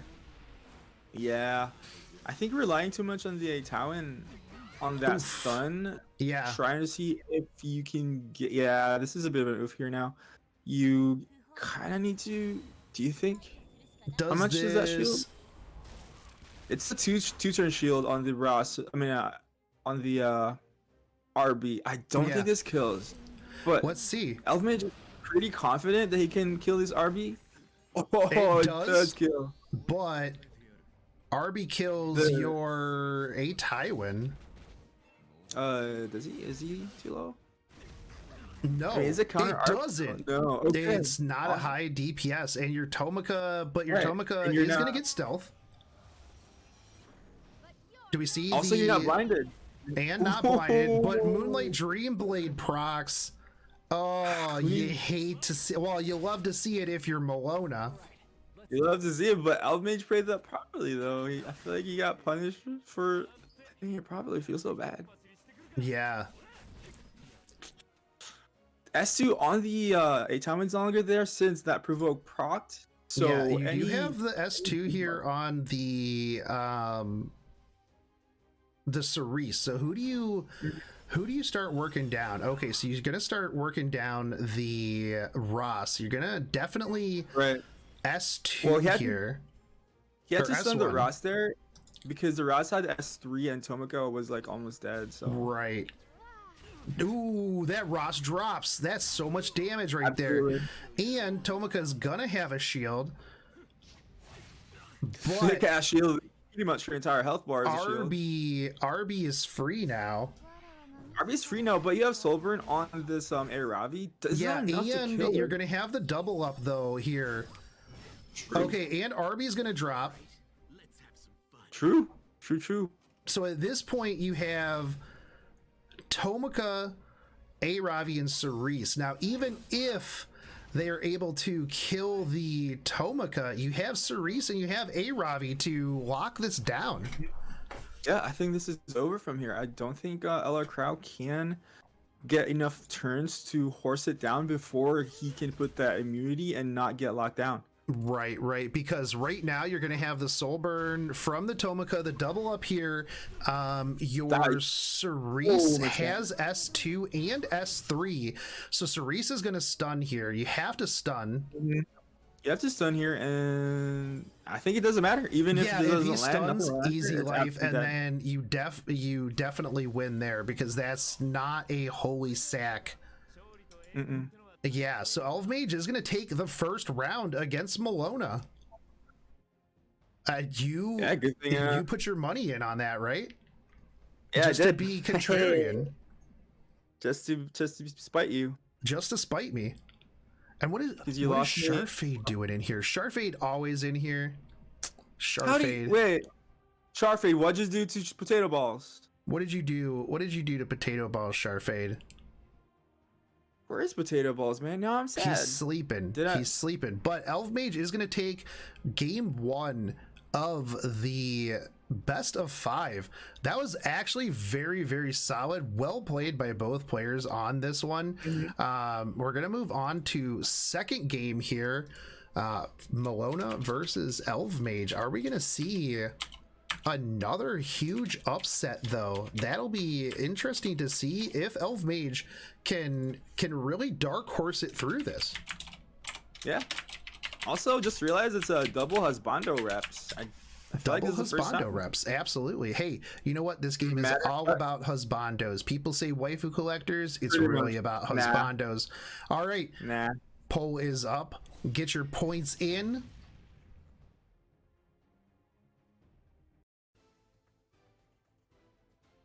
Was Elve Mage the underdog of that last bet? Let me see. Of the last bet, yeah, I think so. Was he? I think so too, right? Hey, that's a lot of points for me. So we see Steny ban again. The S10 ban And- is very, very strong. Oh, that was so fast. There's already 3 units in the field. Indeed. Malona picking up the Aeros and the Blue Crow yet again in response to the Falconeer Quarry. Just a bunch of knights. How to counter knights? Have more knights. Wow, Elve Mage going back to last season. Yeah. Going with Ruel. Grabbing. but we got the Aravi this time. Malona running it back, going with the Rylet. I mean, you kind of need to have some form of anti-revive here. Probably like Tomoko would be super strong in this draft, considering there's only a single target so far. So you're getting that stealth, the benefit of being stealth, and you're also countering, you're extincting any unit you potentially kill. Yeah. So we're picking up the ML Crow yet again. I think Elvinge can probably grab Tomoko here. Yeah, just grab Tomoko here. That way, you have you're ready so for many the single targets? potential RB run back. Not just that, so many single targets on Malona side, right? Yeah. That Dignus is usually enough to survive an LR Crow S3.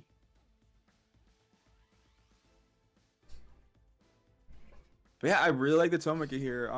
Not just that, you're also denying the Tomoko from the other side because Elvemage's team is also really prone to Tomoko. So it's unfortunate that Malona might not have Tomoko there because this was the prime opportunity to pick Tomoko.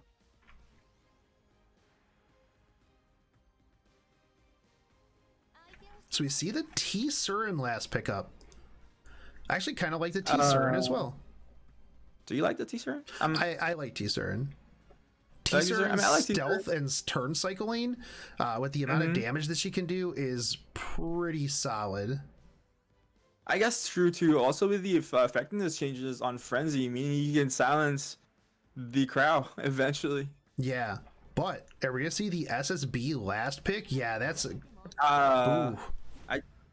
Yeah, if you SSB, then you pretty much guaranteed to ban the Flurry here because Flurry can just Flurry plus the Tomoko can instantly one shot that SSB.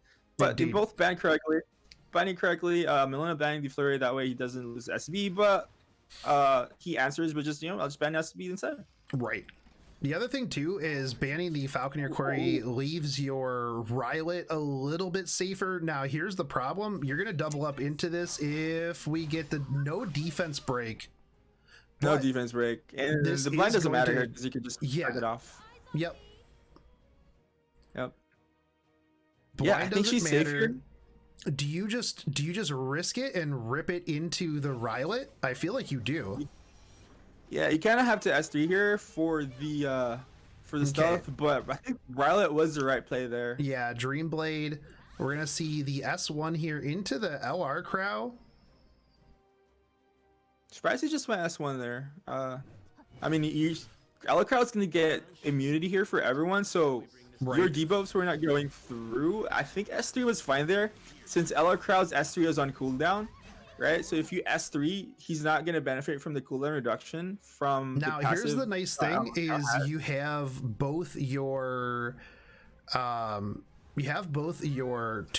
and you have your T-Surin just chilling in stealth. Yeah, I guess I like the T-Surin now since she's always going to get proc because LR Crow is always going to S3 turn 1. Right. Now, do you just continue to go into the LR Crow? I think so. Yeah, you just go like smack the LR Crow over and over again. Eventually he's gonna die, and you're gonna have enough effectiveness to silence the rest of the team. It looks like this Blue Crow is not an artist as well.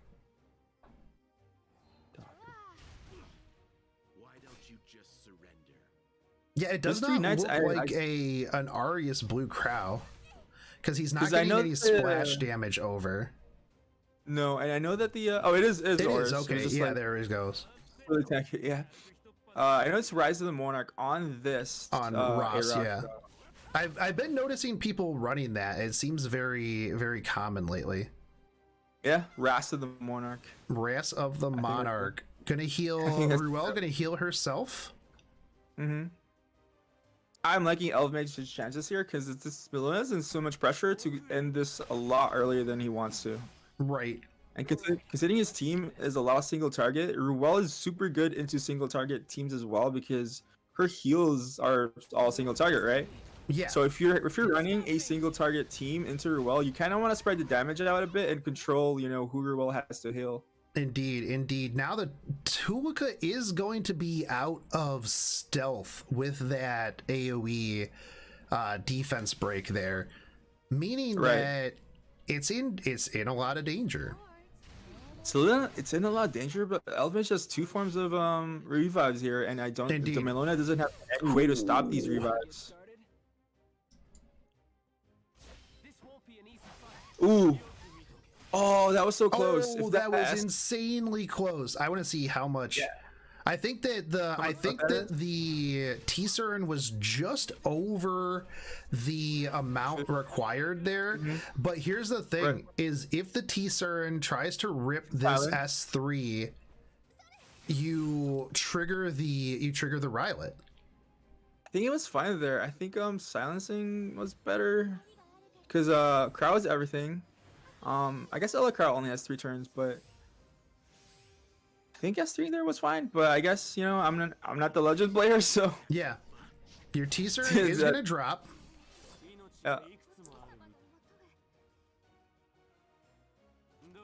You rip S3 into the A Ravi. A little interesting.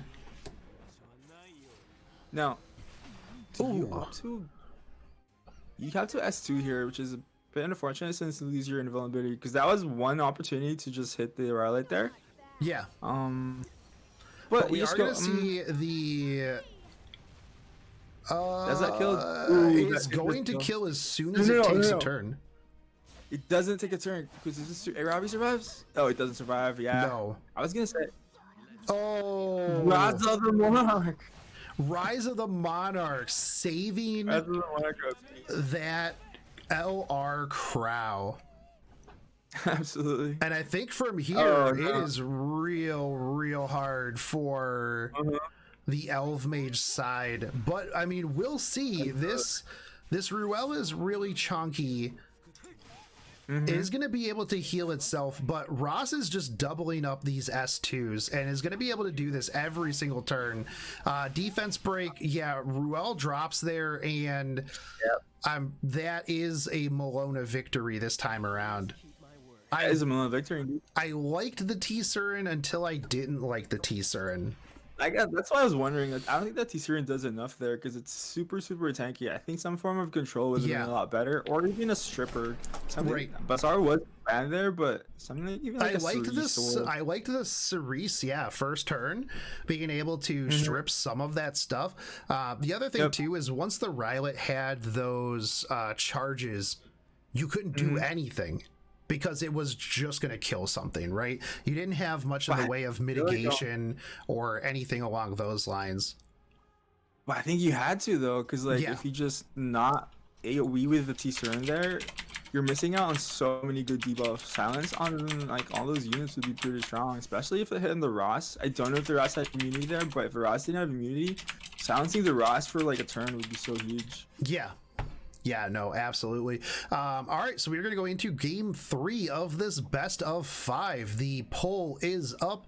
The match is started. Let's see if Malona shook off the dust this morning, decided, hey, you know what? We're just winning from here on out. This will determine who is going up against Aether Bulge in the finals and who will be fighting for 3rd and 4th place. Yeah, this is a problem with a lot of players who see Rylet and get super scared. You need to learn when to take the risks against Rylet, because sometimes if you don't, you instantly lose anyways. And you could lose if you get unlucky, but it's better than instantly losing by not hitting the Rylet.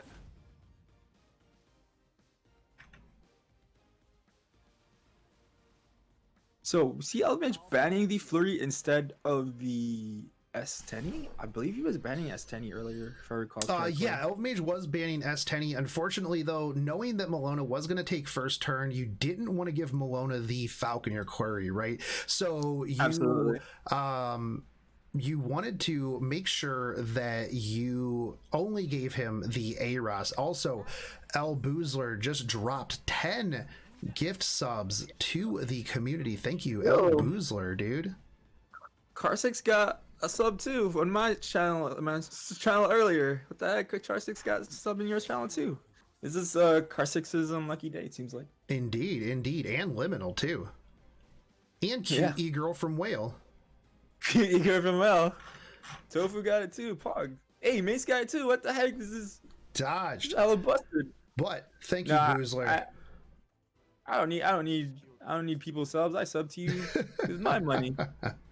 But we do see the Sage Ball come out this time from the side of Malona. We see Cerise though again this time. Elve Mage taking away that blue crow as well.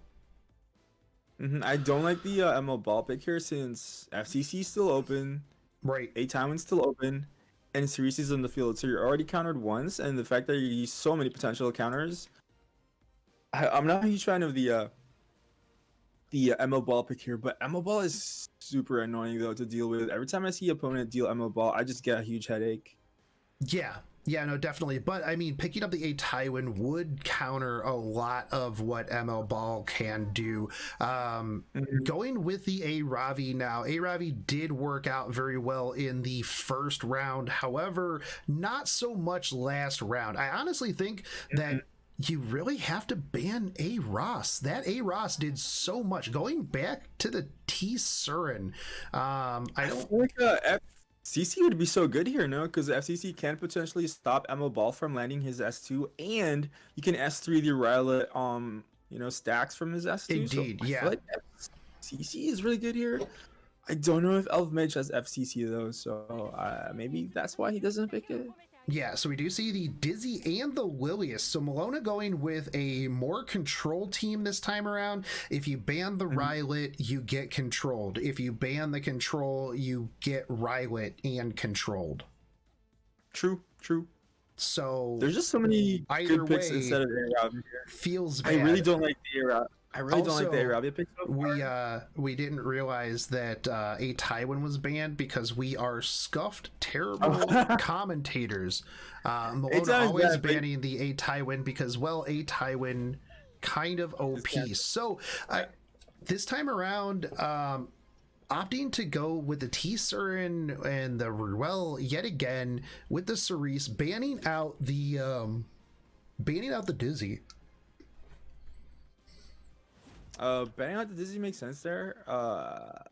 Banning out the A Ravi. I don't know. I feel like banning out the A Ravi was probably the better play. The A Ravi does more damage. We saw that teaser really didn't do a ton of damage into that team previously. Now, I feel like this series is gonna do more though than the A Ravi. Yeah, but the problem is though, is again you have the Ross, right? Ross is going to be able to drop that teaser a lot easier than a lot of your other options. Because eventually you're going to get her down to a point where you can easily just S2. Ooh. Doesn't land the taunt on this. Doesn't land the taunt on the Lister was huge because he couldn't S2 it since it's restricted. Ooh, he has to land the silence on her, meaning that sure the Rylot is free and clear, but everybody else silenced, unbuffable, slow, and restricted, meaning that Sage Ball isn't going to be doing Sage Ball things. No, you can S1, but you can't even get the CR push from the S1 in the first place since you're restricted. Yeah. Goes out and heals the teacher in here. Yeah, you can S1. You could potentially sleep. Ooh, the sleep.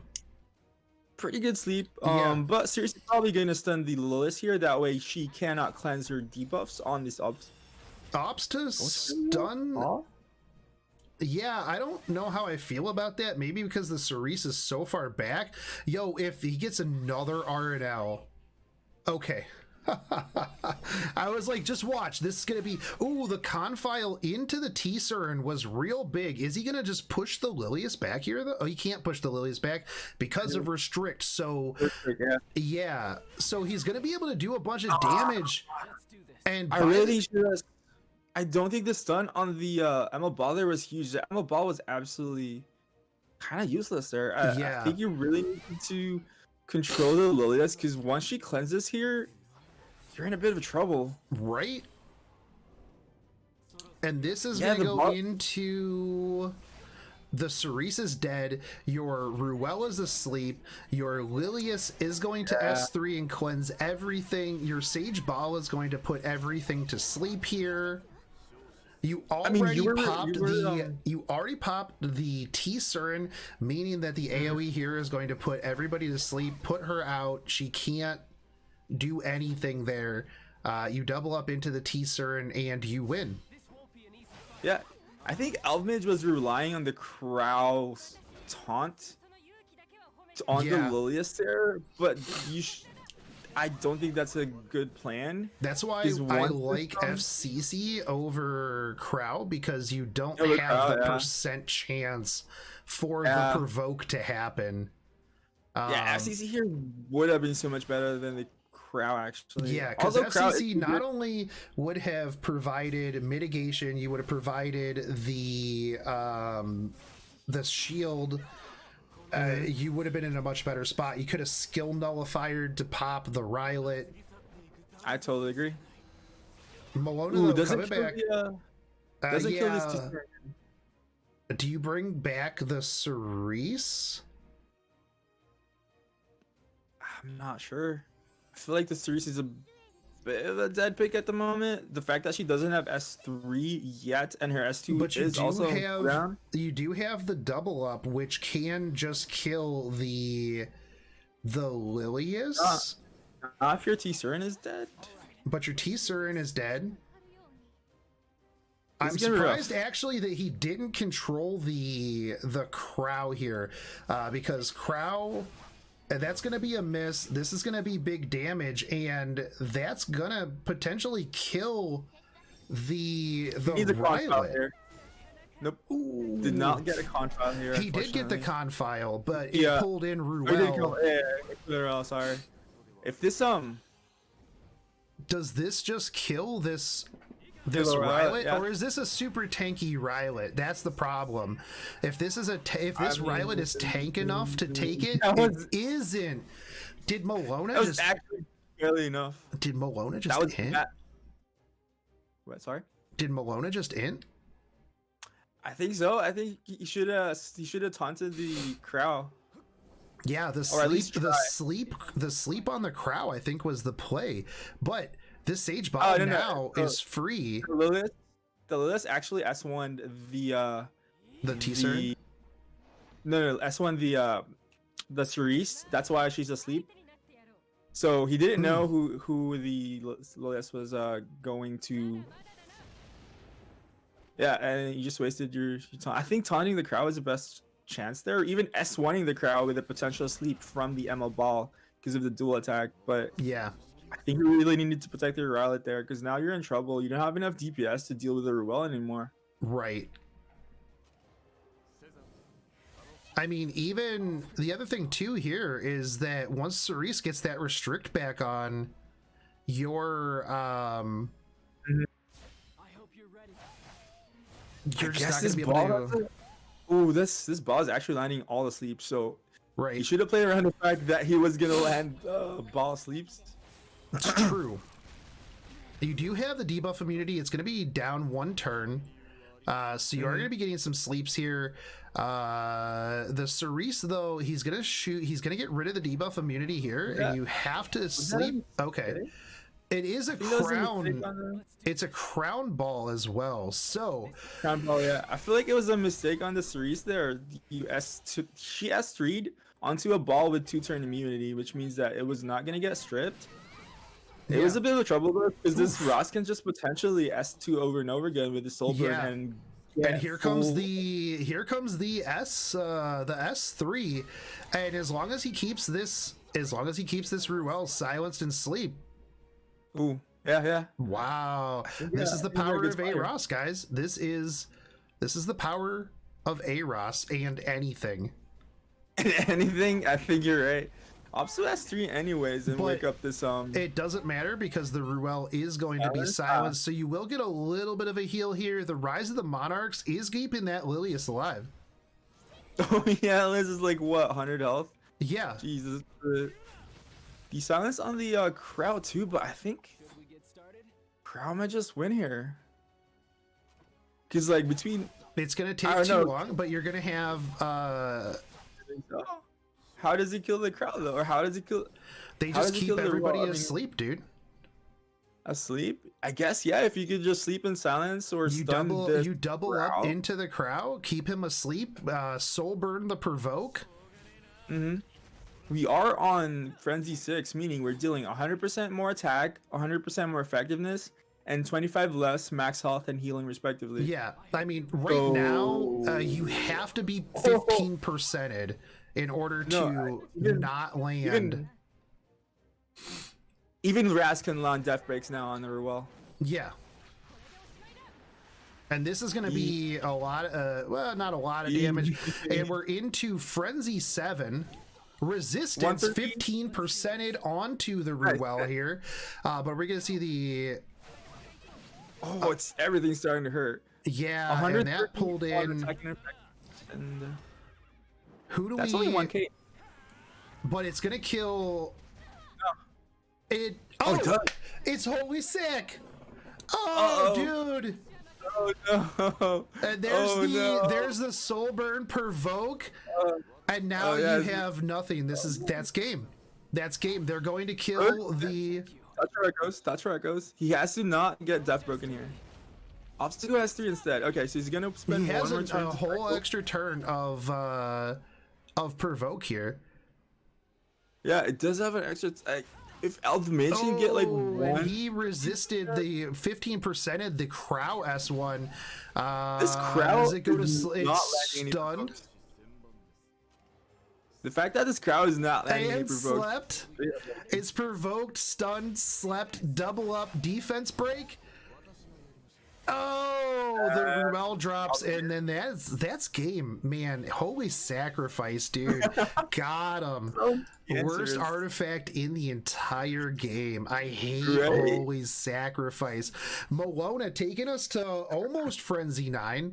The only other game that we've had so far with Frenzy 9 was the Shiok game, but Malona definitely going to take that one. So Elf Mage has to reverse sweep this. He's got to win the next 2 in a row. But Malona coming back winning 2 games in a row very, very strongly. We're going to go into game 4 of this matchup. Absolutely. I mean, I think the key pivotal point there was the Lilius getting through and being able to remove all the debuffs. I really think he should have at least stunned it with the Cerise there. Like, you gotta play the game such a way you get the worst. You gotta pretend that it's gonna be the worst possible outcome, and so you have to like play accordingly. Indeed. Yeah, because I don't know, the not stunning there on that Willius was huge. I don't know why he was going for the Sage Ball. He was, I don't know. I think he was relying on the crowd provoke, like I said, and if it's not a 100% like Falcon or not Falconeer Cordy, but FCC, it actually got resisted. So it did proc, but it got resisted. Oh, yikes! Yeah, it's a bit of a yikes. So Elvenage proc grabbing this Reese again, preparing for that potential ML ball. It didn't matter. She had Holy Sack. Yeah, but if he would have been able to stun it at that point, it wouldn't have been able to rip everything off. And then after he killed it, he could have potentially. I don't think with other things. Talking about us, Shogun. It's 3 seconds, remember? Right. No, well, because they're 30 seconds behind when we were talking about how they needed to stun the. Okay, gotcha. Stun the Lilius. I don't know if it would have killed the Lilius. It might have, though. If it would have killed the Lilius there in that stun and then procced Holy Sacrifice, that would have been bad. But I feel like you would have still been at the same spot previously. True. So we're seeing pretty much a run back of the same teams here. The Cerise, the Blue Crow, the A-Ravi, Malona picking up that Aeros with the Falconeer Corey ban. Aeros, man, just so strong.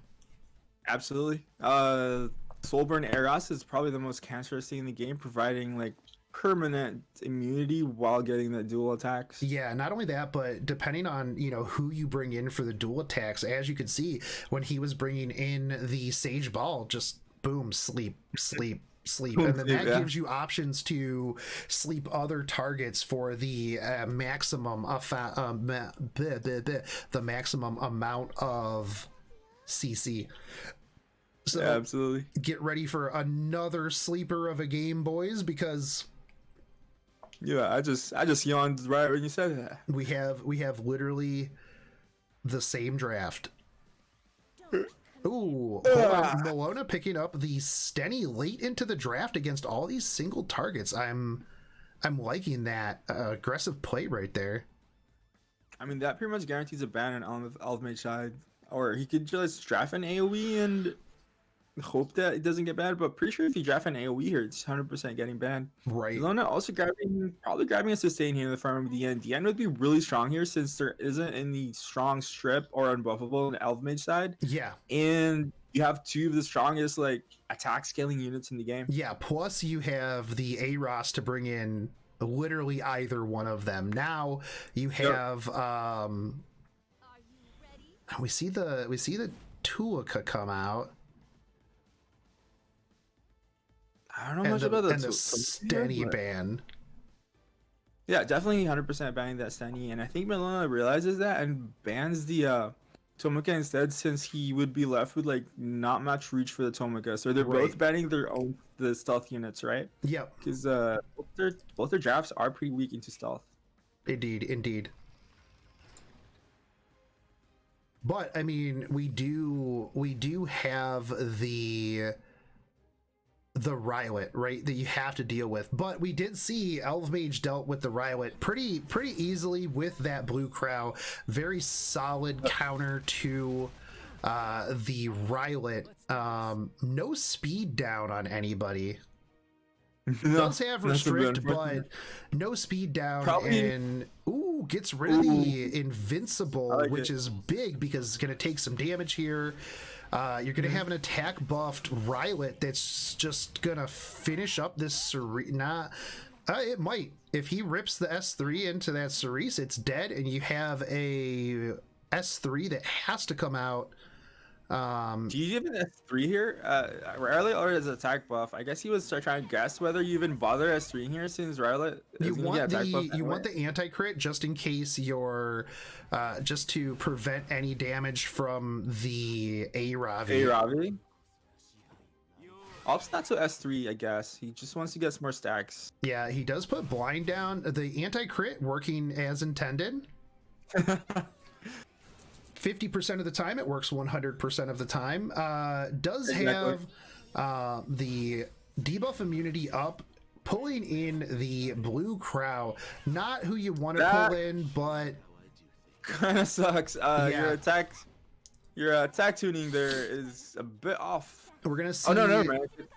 Never mind. Sorry. Yeah, no, it's Cerise is random. Yeah, series is random. I forgot. So we are going to see them just continue to go into this crow. This crow continuing to get crit. Mm-hmm. Yeah, S3's into This- the series now. That's 100% dead, Yeah. right? No. Oh, how much health is that? Please let me see. Please We're let me not see. going to Please be let me we're not see. going to be able to see because the Ruel is going to heal this. You just That's like- S3 it right here. Yeah. Damn, I really want to see the health. That had to have been like, I don't know, 10 health. 11,251. How much health does that series have? Like max health. We will Is that how it works? we will find out. It works like that, right? If it healed 11,251, it had 54 health. 54 health. Insane. All right, so now you start getting the stuns and the unbuffables here on the crow. You're going to have them just start working on this. Now that Blue Crow is not low enough at this point to really do anything. We're going to see the S3 come through. This is going to cool down all of the buffs here. That's going to strip all the anti-crit. You're going to soul burn S1 into this. Yeah. It is not going to be enough, but you are going to be able to come back around. Yeah, Diane's going to have one more turn on her S. Ooh, hold on. Does this Ruel die? This Ruel dies. Does he have S2? Yeah, he has S2. He has Soul Burn S2. So I think you just kill the DN? Or kill the Ruel? There's no attack buff on the Rylet. Maybe I think you just let it. He's the highest attack, right? There was no attack buff on the Rylet. The Rylet absolutely was the highest attack. There's no way that DN was the highest attack.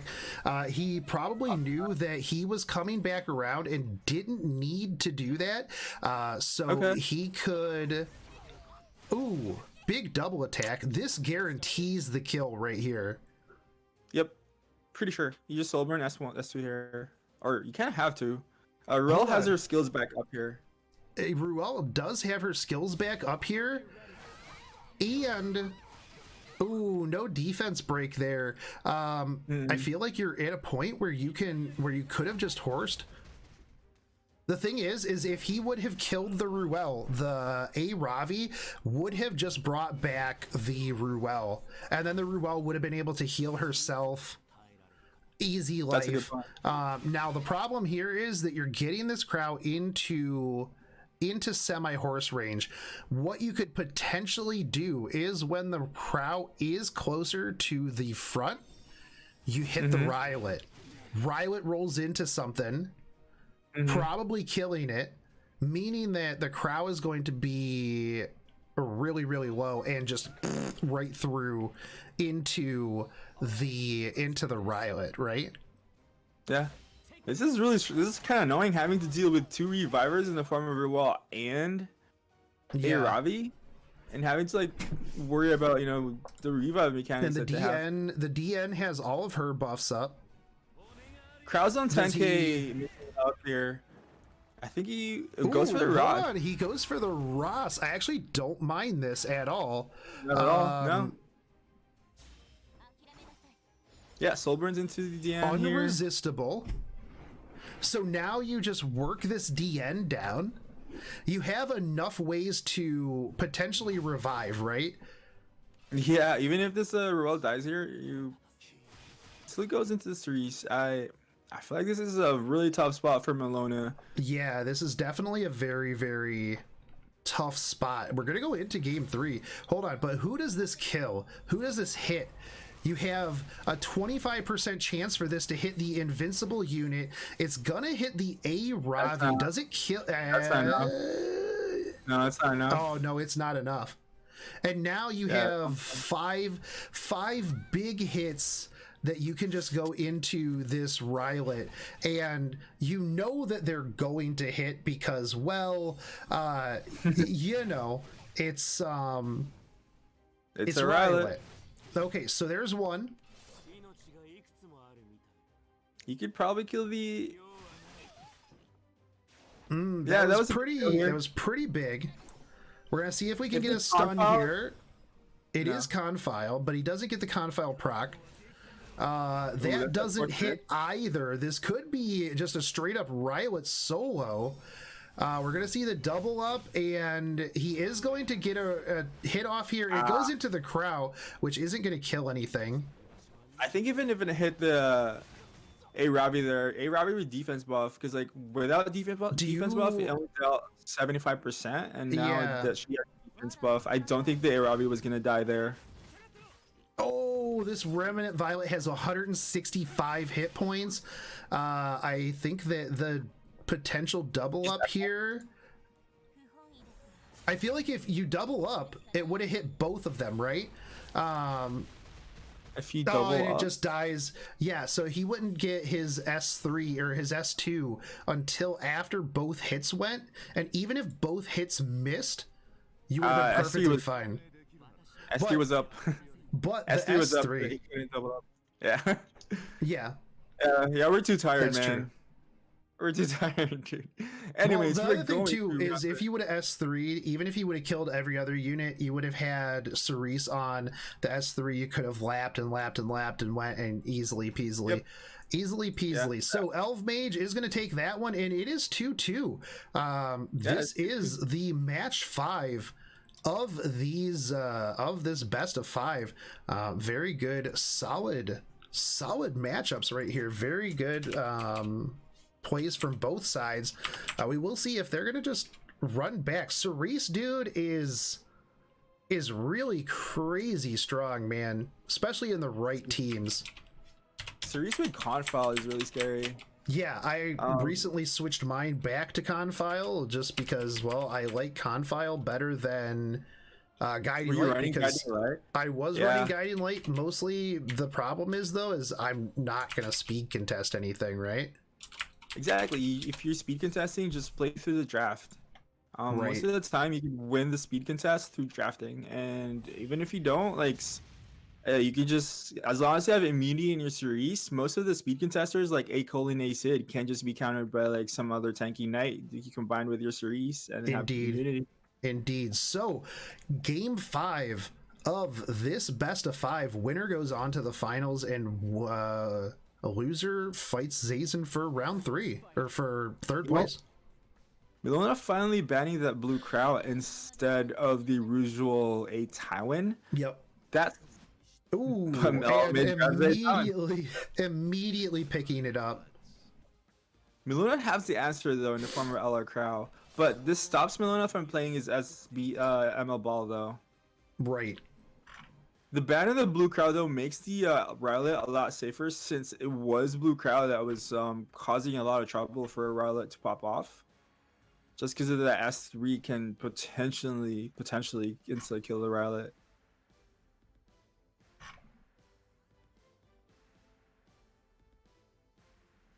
Relying on the evasion, always a good idea, right? The 50-50 on the evasion, coin flip, always very solid. Elve Mage, though, thinking a little bit here, you know, do you continue to go even further control? You don't have the blue crown now. So what do you do for the defense buff, for the mitigation FCC?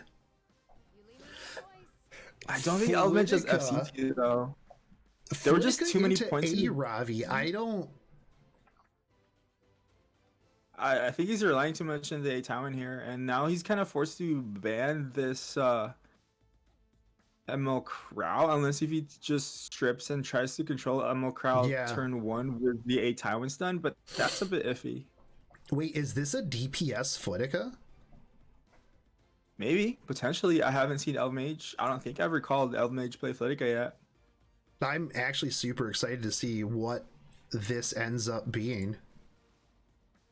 I'm not a fan of the Mort here since there's already Cerise and A Tywin in the field, but Malona still opts to go for the I mean, he did win before with the Sage Ball, so yeah. And you see the RB last pickup here. Now, like you said before, Flitica, soft RB counter. I don't know what Elve Mage answers to the last thing here. The thing about Flitica though into RB is that Flitica is only strong into RB so long as you can kill the RB. Yo, but SBA is pretty good here. Yeah, absolutely. I like the SBA here. You just ban the LR. Do you even ban the LR Crow? If you take turn 1. No, you take turn 1. Yeah, you just take turn 1, right? You ban Probably the Rowlet. He hops to ban out the Sage Ball. I don't know about that one. Doesn't Flitica and Cerise already counter the Sage Ball? I mean, yeah. He could ban the Tywin, but doesn't Cerise and Okay, this is a game Flitica, though. Hopefully we get to see some exclamation point controls in the chat. Absolutely. All right, so we do see that this Flitica is actually slower than the Aeros. This is a DPS. That's the right play there. Stunning the Ross was a lot better than slowing it down because you can't. Does it Yeah, hit? this is a lot better. It hits the Rylet. Yo, this is Wait, big. It hits I the didn't Rylet. vote. Oh, hold on. Here we go. Oh, we got 3 stuns, lots of burns, resets the Ross. I think wait, resets the Ross. I think you should have No reset death the break, and Oh, it's the the crowd- only person. The crowd was stunned. I didn't see the crowd being stunned. Oh, this Yeah. is good. You spiked. Who do you kill? Do you just go in? Yeah. You keep going in on Rylet right out the gate. You already stunned, right? So you can't unbuffle the Rylet here. Because you already S2 the Ross earlier, so you can't S2 the Rylet for the unbuffable. But this burn might be. That wasn't a burn lot. is huge. The burn was big, but there was a shield because Cerise just S3'd. Did miss the Rylet, so the Dream Blade did work there. I would just S1 the Rylet here to guarantee that it Just dies. S1 the Rylet. Surprisingly, for- didn't. Gonna put burn on the Crow, stuns the Crow. I feel like you don't know have if to it's hit Rylet. this Rylet at some point, right? Here we go. There you go. And it doesn't even evade, so that's dead. Do you double up here so that you can get rid of... Oh, you don't. No, you can't double up your he's reset. Yeah, you can't even S3 to kill this skill in this series. You can only S1. Tries to hit and goes for the SBA here, which is probably the play since SBA is really, really strong. Yeah. We're gonna see the stun confile. By the time that Arby even gets a turn, does Flitica has 2 turns left on her S3. We're gonna put more burns on. Do we get stuns? We get stuns on the Arby. We're gonna take out Aeros. Malona, I hope you enjoy getting your PhD, because can we get exclamation points control in the chat, boys? Because Elve Mage just made it into the finals. That is $500 minimum with exclamation point control. Yeah, absolutely. There was a couple things that was wrong, and I think he was missing like a lot of like immunity in the Ross. Not even Gab Gaming, boys. Not even Gab Gaming, but it's triple skill null. anyway. And you have the A Also, it's a 15k RB, so it's probably counter. He does have a chance to counter here, but counter It's doesn't even blind. hurt. That's a burn into dual There's attack. some Doesn't burns. touch that one. Another Still Dream no Blade. Doesn't matter. It's Still no burned. That's going to hit. And Elve Mage is going to go on to the last round. Yo, that was a game. Yeah, I that was was wondering indeed a what game. Elve Mage was going to go into, but yo, holy shit, control, bros. Language, man. Jeez. Yo, hey, it's my tournament. I'm loud. All right, so we're going to do third place match, though. Malona versus Zazen. Our Violet, am I right? That's right, Malona. We're going to do best of 5, Zazen versus Malona for third place. Who is going to be the winner? Who is going to get the Sky Stones?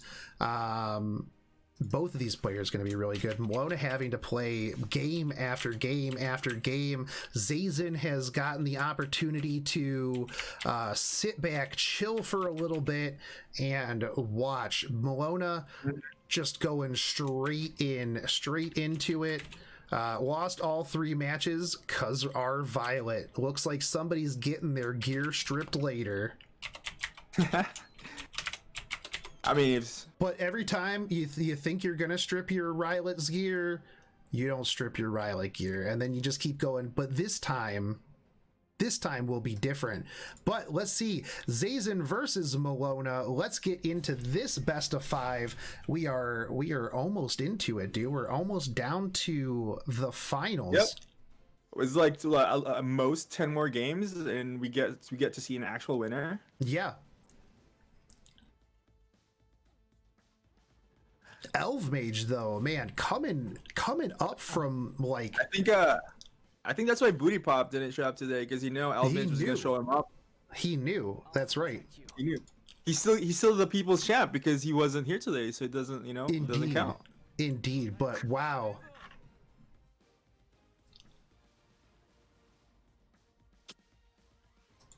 Yeah, that Flicker was that a DPS Flicker? Because it was guiding light, so it was kind of slow. So that's why I had guiding light. Yeah. I wonder where the stats are. If it's not on speed, it has to be in somewhere else. I mean, maybe it is a bit of a more DPS build. I'll have to ask Elve Mage after the tournament. But yo, Control taking it. I mean, the other thing too, you got to think about it.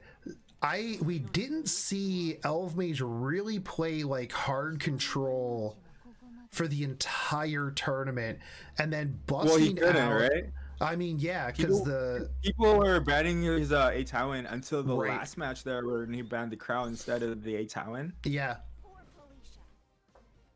Yeah, but switching it, just doing a 180, going into Control, and just banking on Rylet doing Rylet things. Yo, I'm actually rank 2 in your leaderboard. Who is rank 1? Can you like figure it out? I Who can. do I need to stab here? So we see a Bazaar plus an ML Ball. I kind of like it. Bazaar really good into Tomoka and Landy in that Bazaar can disrupt those two units, especially into Tomoka, a unit that you want to get first turn with, so that she can go high, go in stealth.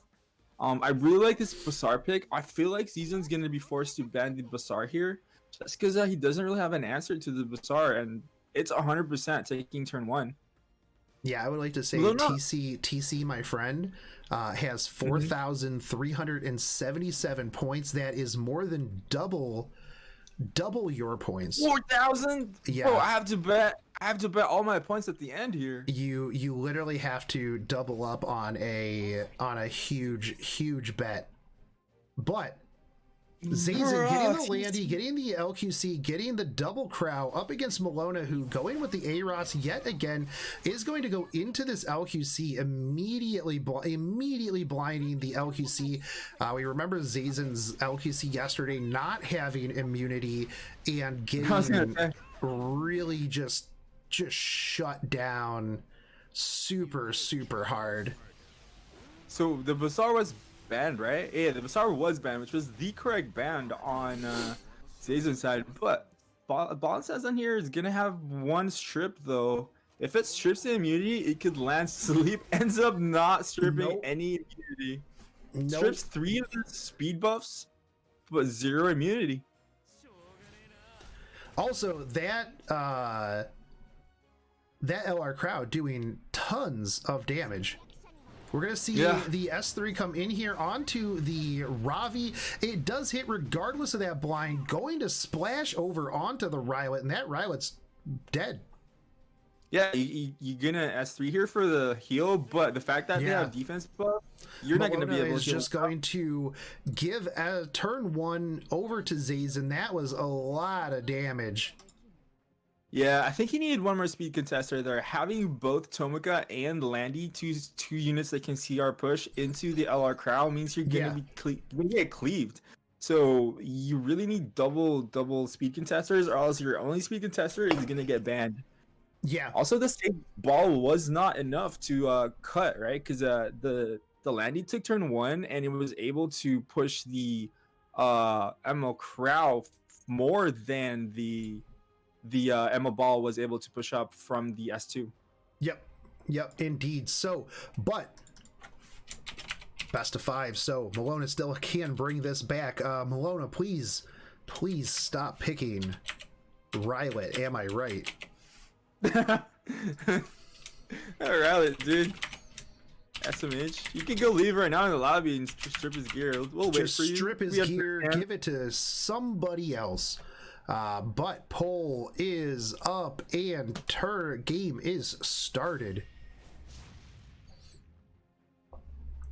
I would also like to point out that Elve Mage did leave the room and then come back. Did he just immediately swap all of his gear around? Some people might be like, but what about the gold? If you're up against, if you're up for $1,000, who cares about the gold? Am I right? That's a lot of packs. True. So from this draft right here, it seems like Malona doesn't have a second speed contester, because the second speed contester would be really good into the Landy plus Tomika that Zazen was running. Yep. But the fact that he doesn't, he pre-bans it, means he doesn't have an answer.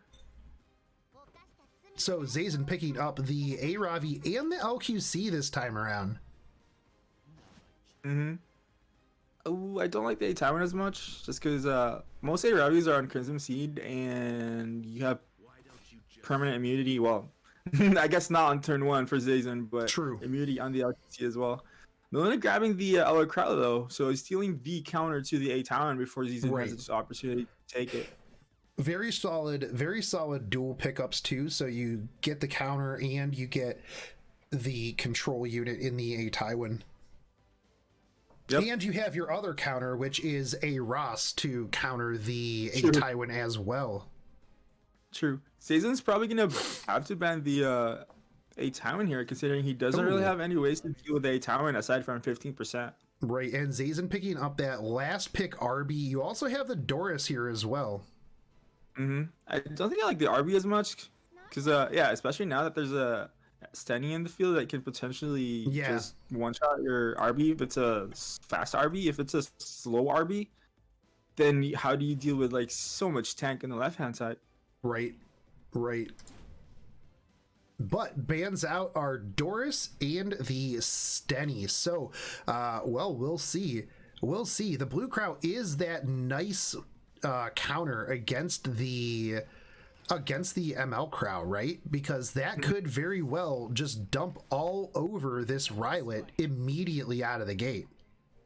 Zazen not believing in the power of immunity. There's no immunity on all 3 of his DPS units here. Yeah, I mean, I guess if you're Crimson Seed, you don't really need it. Will be a counter attack there. True. The counter attack there into the S3 here. This guy's gonna take a lot of damage if it's an Aureus. It is on Aureus. It has to be. This RB looks like it's like, what is that, 12k? Yeah, it's pretty chunky. Pretty chunky. Yeah, it's pretty chunky. It is a tank counter attack RB. We did see it a little bit yesterday when Zazen did attempt to run with the Fat Cat. Right, this is a problem here, right? How do you deal with a Taiwan? If a Taiwan lands enough debuffs, and that is absolutely all enough. of the debuffs. Almost missing only 2, which is just about, yeah, it's pretty average, right? 6 out of 8 is around pretty average. 85%. 85%. We do see the S3 come in here, taking into the Blue Crow, which I think is a very good idea because that is one of the big threats that you have for the Rylet. Absolutely. And now Aeros can just soul burn S2 here into the, goes for the LQC and as instead of the Crow there. I guess he was trying to bet on grinding Death Break. Well, the other thing too is you do have the Rylet coming here, and then you're going to be able to just finish him off before this Crow even gets a turn. True. Also, the blind on the LQC is going to be really big. They're just gonna, Malona's just gonna keep doubling up. The Crow is going to die from the Aureus damage. Now you don't have an Aureus on the field. You're not going to be a Ravi popping anybody here. True. So we did see that the LQC is on Sigurd Scythe, but the fact that she's blinded and only Rylet is the dark unit. Yeah. It's gonna be a tough choice for Zazen to either, do you want to hit the Rylet and guarantee to miss and not heal as much, or do you hit someone else so that you can potentially heal a lot more? Take the 50-50 and hit somebody else, heal all of your hit I points. agree too. Yeah, try to take out this Taiwan as fast as possible. So now, I mean, your LQC is back up, but you're going to have this Aeros just continuing to double up into this LQC. And it doesn't have debuff immunity again. Melona's kind of spreading his damage a little bit over the place, but yeah, now, it's a 14k because you can't S3 here with the RB because you'll hit the that dual attack. All right, yeah, that was big. Yeah. Yeah. Now here's the thing: is you're going to have a counterattack. Your LQC is going to get debuff immunity up now. I mean, it doesn't matter since the Aether's dead at this point. So Right, but the that immunity prevents not- the blind from the Rylet. True. Now, one of the But I don't think you hit downsides, the that Dreamblade is not proccing at all on No. this RB. There it is. It Except it's does, already but dead. into a defense broken RB, it doesn't matter. So, Absolutely. I don't know. I feel like he kind of wanted to let the RB live there, though, right? Because then the RB could potentially hit the rally and proc the S3, Indeed. so you can double up S3 afterwards, follow up another S3 since yeah, he's got plus- 2 turns of S3, though.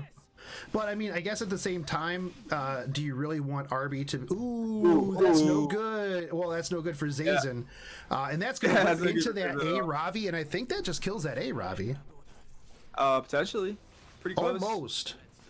But I think But look how it's S3 here. LR Crow will kill it, and then the Rylet is going to be able to probably finish off this LQC. Mhm. And even if not, yeah. Yeah, I think Zazen got out of immunity on your bruisers, bro. Yep. Especially in your LQC, since it's only Sacred Scythe. Right, so Malona is going to take round 2. Give it a minute. Is this 1-1? I It believe it's is 1-1. 1-1, right? Yeah, it is 1-1 at the moment. This is a best of 5. But yeah, the leaving the RB up probably would have been okay because you would have could have hit it. But hey, you know what? Counterattack working out for the the counterattack working out for that Rylet anyways. So where was that Rylet luck last game, Malona? Yeah, save it all for here. Saved it all for this one. All right, so we will go into round 3, Malona versus Zazen. Very solid fights so far. Yeah, I mean, correct. I still think the RB was kind of misplayed there. I just don't feel like RB has too much pressure now, considering Melona's team was way too tanky for RB to be useful.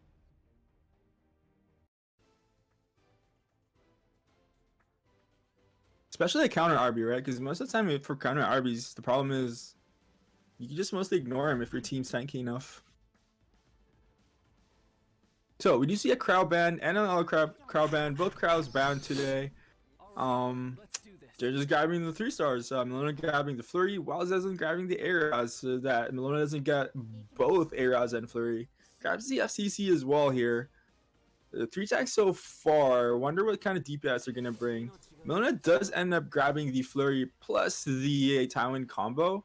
Flurry plus Rylet combo. I'll just go Tywin as well. Not a huge fan of that, just because Aeros we've seen Zazen's play as Aeros and it's really, really fast. Yeah. And the Aeros can just potentially S2 someone and give immunity on the highest DPS, right? Right. And that is going to be that Landy. And the Aeros into Landy combo, very strong. Yeah, very strong. Giving the Landy is a CR push, right? On The CR push plus the stacks of focus, fury, whatever you want to call it. Yeah. That would give her 20, so you only need 3 immunities on Melona's side for that Landy to get a full stack on her S3 turn 1. Yep. And I also like the Aravi pick here. That way, if the Landy and the Aravi go through with the Aeros, it's gonna be the Landy, and if the Landys get banned, he still has a DPS. Right. So picking a unit that's not like an attack unit with the Ross, make it so that your Landy is gonna be with the Ross if they both go through. Indeed. But we do see the Alencia come out, which Alencia is good at getting rid of the buffs from the Zazen side, whether it be defense, whether it be the shields, the immunities, anything like that. Gonna be very big, and it'll also be able to catch out that Landy from Guiding Light Stealth. So we also see Basar. So let's see what Zazen answers with here. I think so he's gonna answer with Tomika probably. This is like the round 1, right, where Zazen won, where he had double CR pusher, and Malona tried to answer with Basar, but the Basar got banned. So if Zazen picks Tomika here, he's 100% gonna ban the Basar again, I would assume. That way he guarantees turn 1. Opts to go with the Lilius. So he might not have to ban the Basar here. I think he's scared of something else, and I wonder what it is. It is the Rylet. I think Zazen's in trouble though. A little bit, especially if that Tywin pops off. Yeah, the fact that the Ross was banned, and he has no immunity on his Lilius, which feels bad. I mean, this is going to hit the Lilius anyways. Ooh, that Basar is super slow actually. Yeah. Wait. All right, so this is going to push up. This is going to go into the Falconeer Quarry. Big double up, and does that Falconeer Quarry just die? Probably. Was that Lilius crit damage, or was that Aeros just like? I think that was a little bit of column A and a little bit of column B. Now we are going to see the Elbrus counter here, which that's fine, but this is going to prevent all of the damage. Ooh, what? That's a symbol of unity. That Alencia's on symbol of unity. So it does strip everything, and then we're gonna see the Basar push back and put on Someone in chat earlier in my stream said that they put it on Alencia. Was that Malona that had said that? It probably very was. possible. And you already have enough souls to start the soul burn. Tywin here does land stun on the Landy, stun on the Lilius. Not that really mattered much, but that would have killed the Falconeer Quarry had that Lilius not been stunned. But everybody is slow now. Yeah, absolutely. Yeah, I feel like the list here doesn't really do much. Well, but now Zazen when you get S3'd by Falconeer Quarry, it is a little tough, right? I mean, it is expected though to get S3'd by Falconeer, right? So, I feel like the Rylet ban was incorrect there. But now Zazen knows that Basar is super slow. So he's no longer too afraid of that Basar. There goes the Falconeer Quarry, though. Here's the thing, is even if they kill the Landy right now, the Lilius is going to shake off. Actually, do you just provoke the Tywin? Because otherwise he's going to stun you. True. I feel like you provoke him and then you just wait until next turn. Yeah. That's the play. Oh, and you resisted. Okay. Oh, feels bad, man. Tywin even has enough souls to soul burn here too. Depends on how many stuns and slows it does. Not get anything onto the Lilius though. Yeah, that Alencia's defense breaking everything. Symbol of unity, man. That's unfortunate that the Lilius was able to get free here, because you do now get the pushback. Ravi kills the Basar, brings back Landy. Yeah, also the fact that the slow was landed on the Aravi means that the Lilius was able to let the Aravi, cleansing the stun off before Aravi could take a turn. Yep, indeed. So game 2 is going to go to Zazen. You gotta love 15%. Zazen, a man after my own heart. We just hate A13. That's just what it is. You just all my homies hate A13. I guess you're not so good. Yeah, that's when that's what you run when you go to sleep. Just run A13 and go sleep. Right.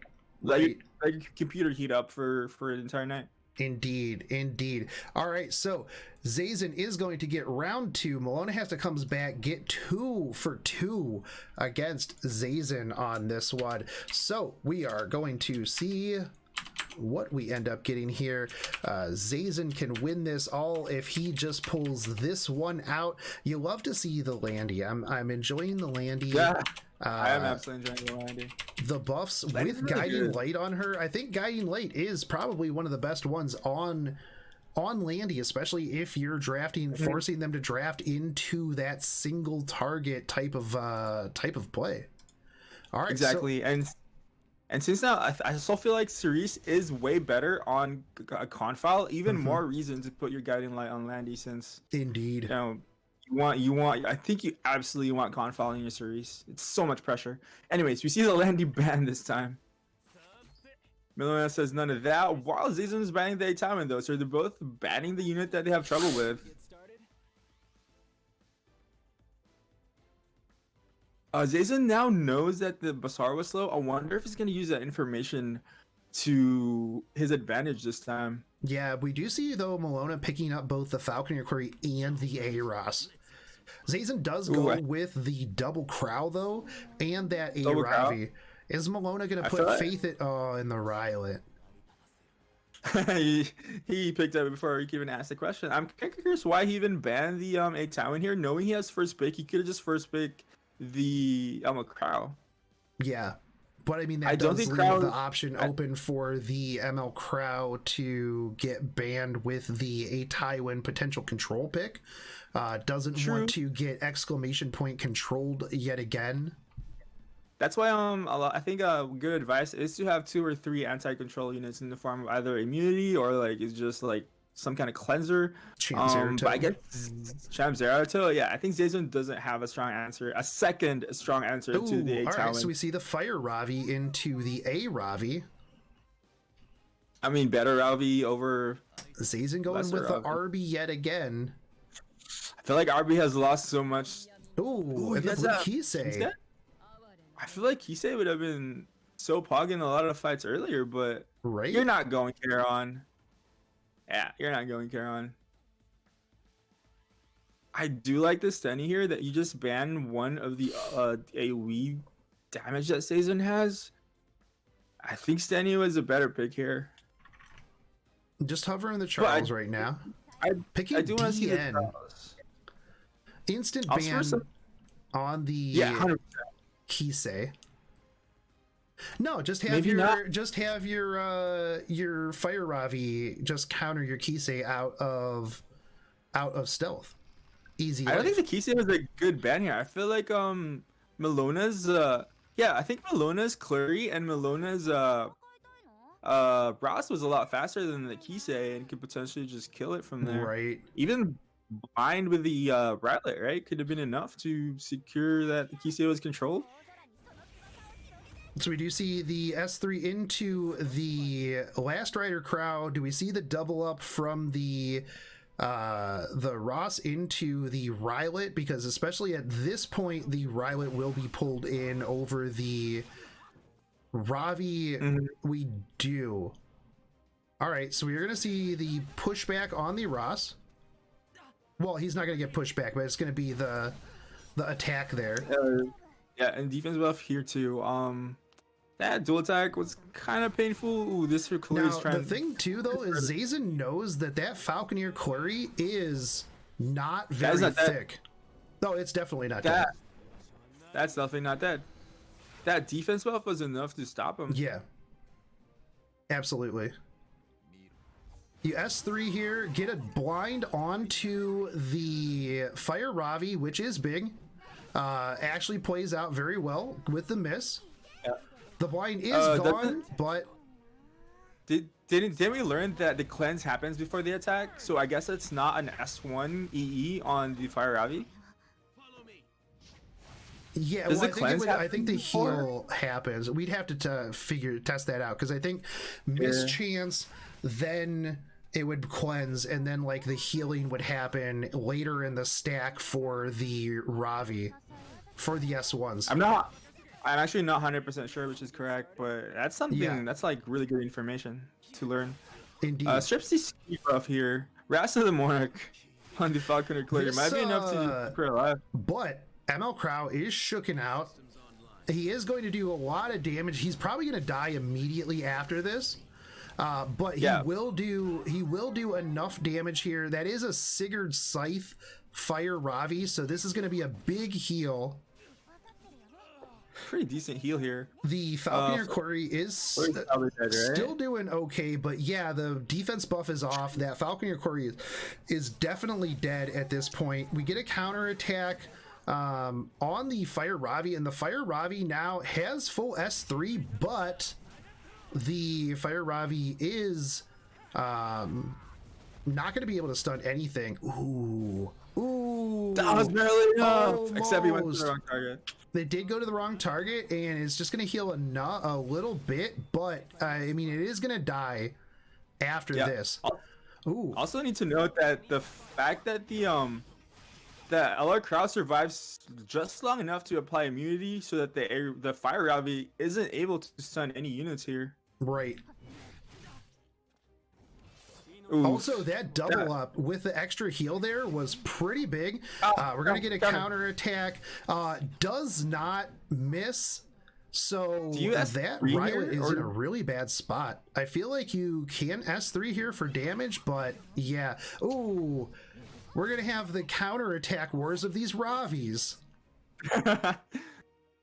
Rasta, I think, does have S2 actually. Goes for the Crow here. I think he's getting scared of getting counter attack now, which is quite understandable. That Rasta the Monarch is actually pretty good. Those shields have done so much healing so far. Yeah, they really, really have. And I think your Ravi dies here.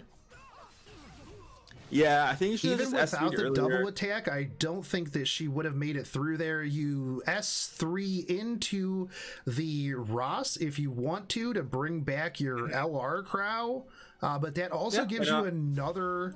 Oh no, you're gonna just Soulburn S1 that breaks the shield, but I don't know that was the best idea there. Oh, Crimson Seed, unfortunately. That was the right play. Seed. You do want it to blind the Arabi there, but Crimson Seed kind of hurts. The problem is now that that Rylet's going to have a shield again, and now he's got 5 charges, and now Ross has S2 into the Ravi. It's eventually going to defense break. This hits. I mean, it hits, but you're going to kill the RB. The RB is going to get to go ahead of the Ravi. How do you get a shield? Oh, that was not his turn. That was Rasa's turn. I'm like, how do you get a shield again? Right. That was a Rasa's turn into a counter attack into. That was insane. S3 into the Ross. You're going to bring back LR Crow. I mean, at least LR Crow has skill nullifiers, so you kind of have to either hit him or ignore him. How long does he have on? He's got 4 turns though on his. I think you need to blind someone else there. Yeah, but I mean that is still going to. All right, who does this kill? Oh, you just came back, bro. This is gonna be a big heal though. It's gonna be a big heal, and he could apply blind to the RB here for the guaranteed miss. If he applies the blind here, he does blind. Not. That's unfortunate. Now that he loses his defense buff, though, he's gonna be in a lot more trouble. Yep. We are on Frenzy 5, and he's these things are starting to hurt. Yeah, RB's gonna drop, and then it is. Wait, RB's gonna drop, and then wait.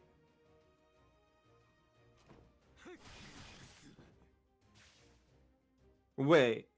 Uh-oh. Wait. Does this? Oh, it doesn't kill. That's a kill. Oh. I think that was 65. It doesn't matter because Rylet would have gotten an extra turn. Malona pulling this one out. What the hell? I was not expecting Rylet solo. Malona, where was this in the last matchup? Yeah, it's 2-2. Indeed. Rylet, am I right? All right, so Malona is going to take that one. And we're going into game 5. Malona just liking these long game 5s, man. Yeah. Easy. I mean, but yeah, that definitely Very very RNG heavy, but that was a match right there. Absolutely. Definitely.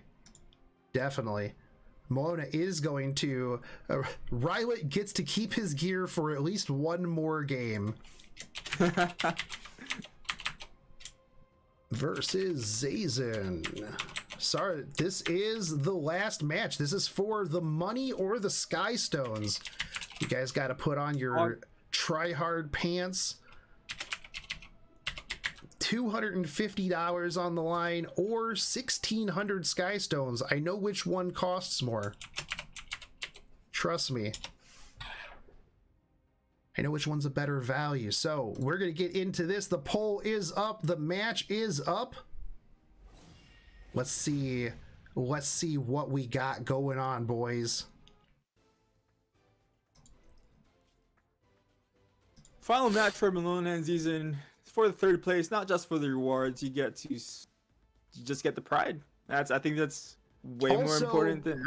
Just a heads up too, every one of these players, all 1 through 4, get invited back to the next main tournament, meaning that they don't have to participate in the Champions Cups playthroughs or the next ladder placement. So we will see Malona, Zazen, Elve Mage, and Aether Bulge in the next major tournament. Absolutely. Zazen no longer banning the Highwind, now bans the Crow instead and grabs the LR Crow. I kind of like this. He does have double immunity, right? And this is kind of why I was wondering. I think you have an answer to a Tywin. I think you're too scared of a Tywin. Right. So we do see the LQC come out, but we know that the LQC has no immunity. Well, no immunity doesn't matter when eventually on the other side. It will eventually, yeah, but there's flurry on the other side, so maybe that's his logic. Maybe. Everyone drafts flurry anyways, immunity doesn't matter, but I really like LQC with attack buff, though. If you could draft an attack buffer on his team, that would be really good. That's why I like Vivian a lot, right? Because a lot of people like to A-Tywin my team, and I just instantly go LQC plus Vivian, giving me that like attack buff and an A-Tywin counter. I'm kind of surprised that not a lot of people play Vivian, to be honest. Yeah. No, I mean, we did see... did we see some Vivians? I don't think we've seen much in the way of Vivians in this tournament at all. No, especially since she's a really good counter to Cerise. If you get that cleanse EE, she's a pretty decent Cerise counter. She's also a pretty solid counter to the S10s as well. Because S10 is not going to be very, very thick, so you get lap back around, and then you just toilet bowl everything. Yep, plus the Dignus is usually enough to survive like the Soulburn Stenny strategy, so... Yeah. So Zazen doesn't have attack buff in the LQC. I guess it's just more of a bruisery kind of LQC. I like to bomb people with LQC. It's just too funny. Yeah. Grabs the I think he has a tanky RB, I believe. Zazen's RB is very tanky, yeah. With the Moonlight Dreamblade. And it still does pretty decent damage. Now we see the DN ban out here, getting rid of the sustain from the Malona side. It'll be interesting to see what Malona bans here, because there is a lot of immunity. Yeah. I think you have to ban either the Ross or the Emerald Crown here. I think the Emerald Crown could have been better, but it is scary to get Death Broken. Yeah, I think he's a little bit worried too about the late game potential for the double ups from the Ross into that LQC, knowing that it is Sigurd's Scythe LQC as well. Absolutely. But Zazen's gonna get defense buff either way since he's draft double defense buffer, so he's gonna be really tanky here since he had Doris and Ross. So either way, he's grabbing a defense buff. So Malona does opt to not Falconeer Query S3 first turn, most likely setting up for a Falconeer Query into Rylet one shot. I mean, it's already her turn, so yeah. That here is so dumb. Literally took a turn. Someone else took a turn. And it's her turn again. Falconeer Query just doing Falconeer Query stuff. Yeah, he's probably going to S2 here, provide the defense buff that she really needs for her team here. Yeah, not only that, but it'll help protect against the. Hold on, no. Here's what's gonna happen. He's gonna push LQC. Push it? Oh no, he No. pushed ML Crow forward. Yeah, I'm not sure either. I think he's just. What's the? I don't know what the cooldowns are for the S2 or S3. I'm assuming Yeah. S2 is a little shorter cooldown. Yeah, I assume So you maybe you just bop the A-Ravi here, hoping they. I would have. All right, bops That was a through. lot of damage. The A-Ravi is going to die, and the Rylet is going to die, and that's game. That is absolutely game. I feel like not S3 on the Clury. Yeah, I'm not too sure what Malona was saving the Clury S3 for. Yeah, I'm not saying that he misplayed. I don't fully understand that one.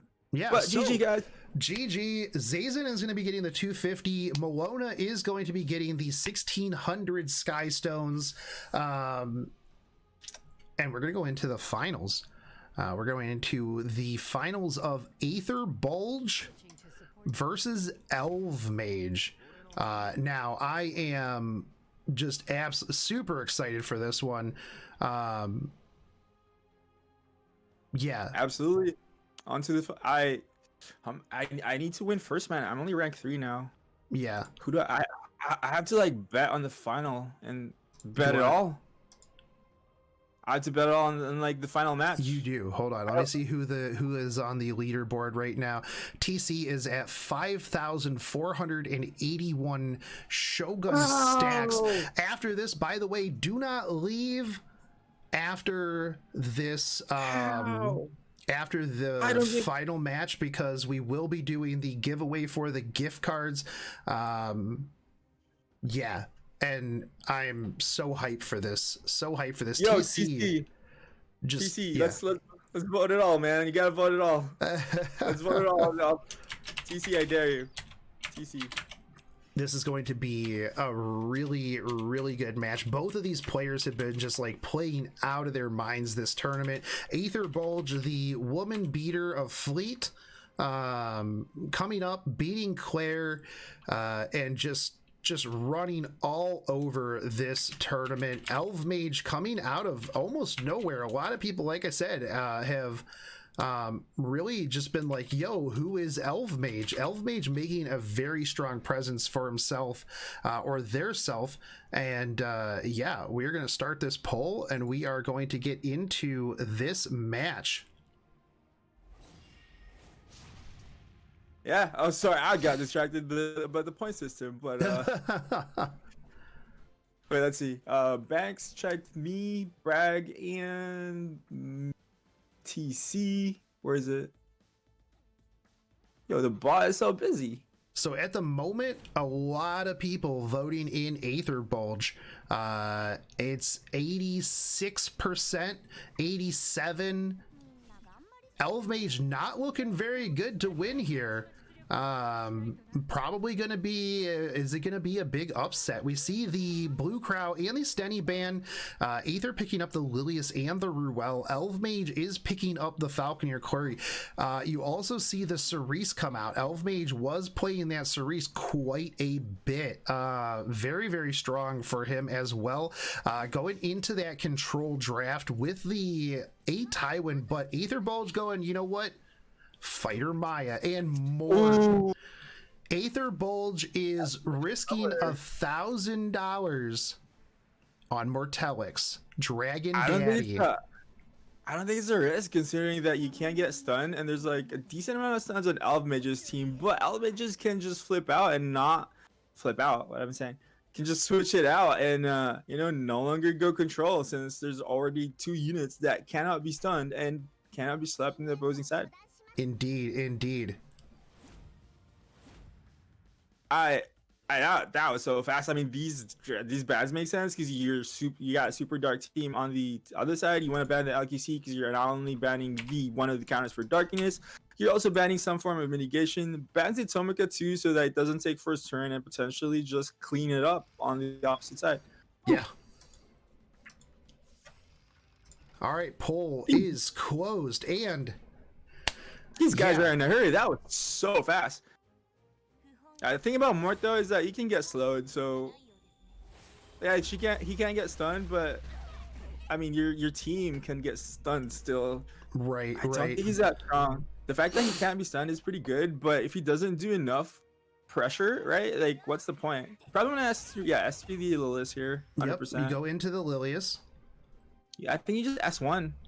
And Yeah, I don't think you need yeah. to. I don't think you need to do too much here. So we do see the provoke onto the Ruel, but You do say provoke on Ruel, but the provoke on the Flurry as well. It doesn't really matter since Flurry already has 3. that was so much damage.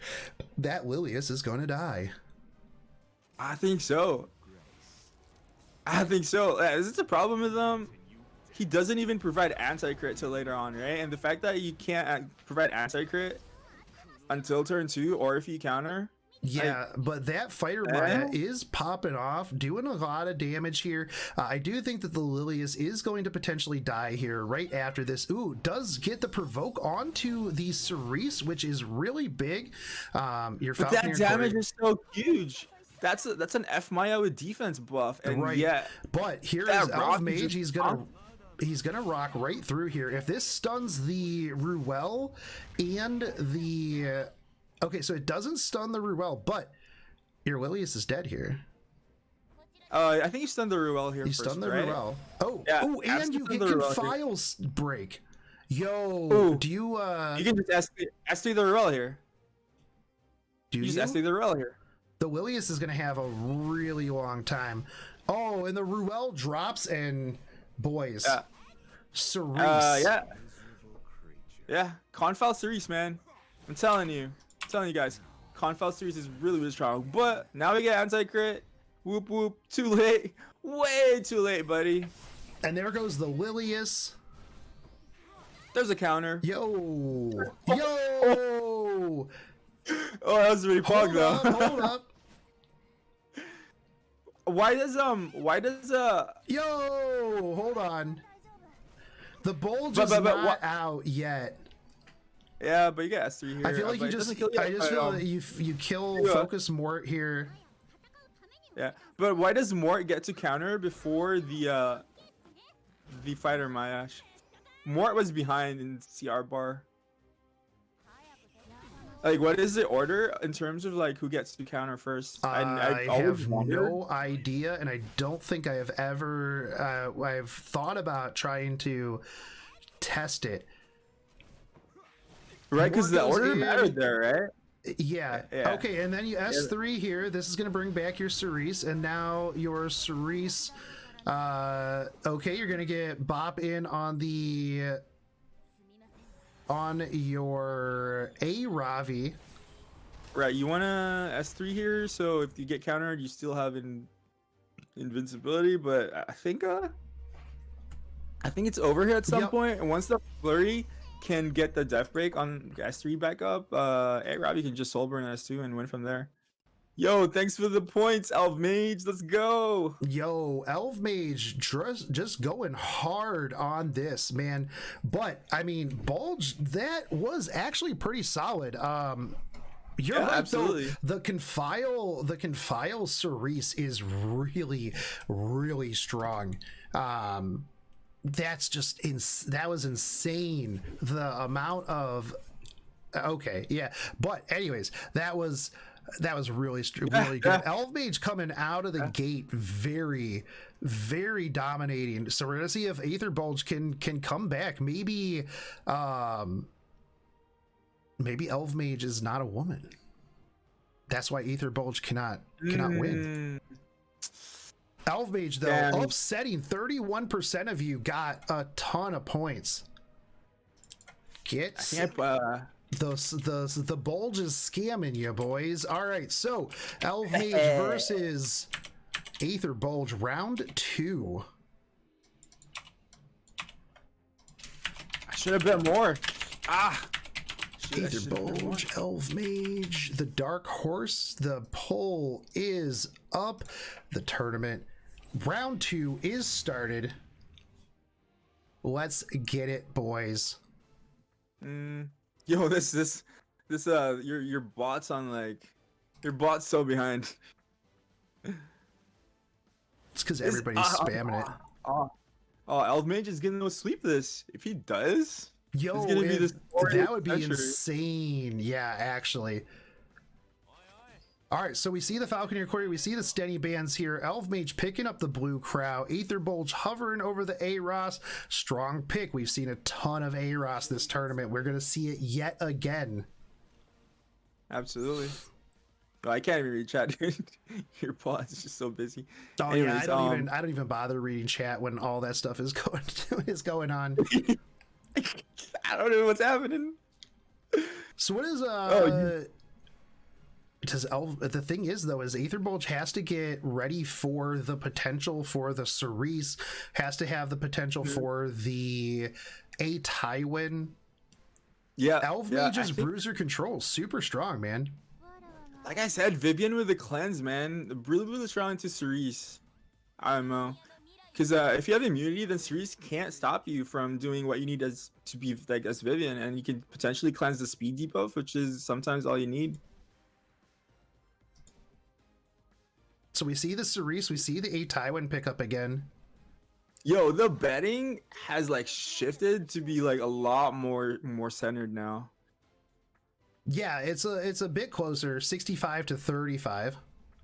I like the Alencia here. I like the Alencia here in that, you know, it's denying the Alencia from Elve Mage's side, since Elve Mage can use the Alencia plus the Tywin combo, but also providing the defense buff doesn't really matter as much, and also the fact that she can probably like kill the blue units on the other side too.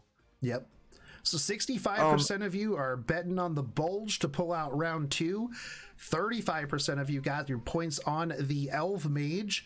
Yeah, let's see. Did the Bulge take the Aravi too? Because we did see that the Bulge did take the Aravi, yeah. Elve Mage had like a crazy Aravi. It was dealing so much damage to a defense buff F Maya. It was insane. Right. We don't see the F Maya though, so let's see what else Elve Mage has in his pocket here. Oh, he's going control. He's doing it. I kind of like it, but there's already Aeros, right, in the first place. Aether Bulge can still. You ban the Aeros, yeah, but then you could go F Maya. We do see Aether Bulge have the F Maya. F Maya would be really strong against that team. Potentially. Actually, no, there's too many debuffs. You can just stack debuffs in the F Maya. We do see the FCC come out last. I think Aether is questioning whether that FCC is gonna get banned, so he's wondering if he should ban Cerise. Because if it's not banned, then Flitica would be fairly weak, right? Because you're not gonna guarantee strip that immunity. So this ban is fairly important. But the fact that we know that it's an FCC ban, though, how does Elve Mage figured it out. So Elve Mage figured it out that Aether was gonna Bulge was gonna ban the Cerise here, leaving the Flitica up. So there's a 50% chance that you're stripping immunities. Yeah. But Elve Mage was already figured it out and just banned the FCC anyways. Right. So now it is time to exclamation point control. So this strips all except for the Ruel, which is a little bit feels bad here. Ruel will be able to shake off some of the debuffs there. Does get the provoke onto the Alencia, which is pretty big here. We're gonna see the finger snap come out. He has the finger snap here. It is a pretty bulky Araminta. He just opts to S1.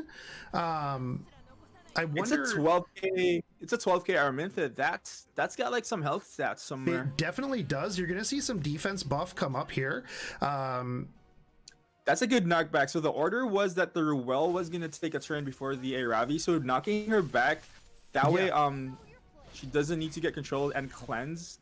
We do see the reset here onto the Ross, meaning that he's not going to be able to put up the debuff immunity. We do have this is a wondrous potion vial Ruel, by the way, so meaning that this Alencia is free and clear. You're going to get the big jump. Now this is going to be nice because the skill nullifier is going to reduce some of that damage, but all of the rest of your buffs are gone. But here comes the finger snap. Here comes the finger snap too. Like the defense buff And that doesn't stuns and burns everybody. No burns on the Aravi, but yo, absolutely. And Also, if you don't know how burns work, they ignore 70% of the defense, so that defense buff is a lot less effective. Yep. Because Elve Mage is gonna burn through your defense here. And your Aravi's stunned again. You have slow on your Ruel. You have slow on the Alencia. Slow on everybody. So you are going to be able to lap. How long on the Flitica S2? The Flitica S2 is up. As soon as that Flitica gets a turn, you're going to be cycling yet again. Now, this Aravi is Crimson Seed, but we're probably going to see a Provoke there. We see a Provoke and Absolutely. a Blind. That's not going to do anything. We're going to be seeing a bunch of damage here. Exclamation point control. Absolutely. It might seem weird that Elve Mage uses a Tywin S3 when 3 units were stunned, but it's you gotta land that speed debuff. The fact that it's stunned plus Yeah. speed debuff is what makes control work. Yeah, you just lap and clap. That is the Yep. name of the game. And that Ruel has so many burns on her.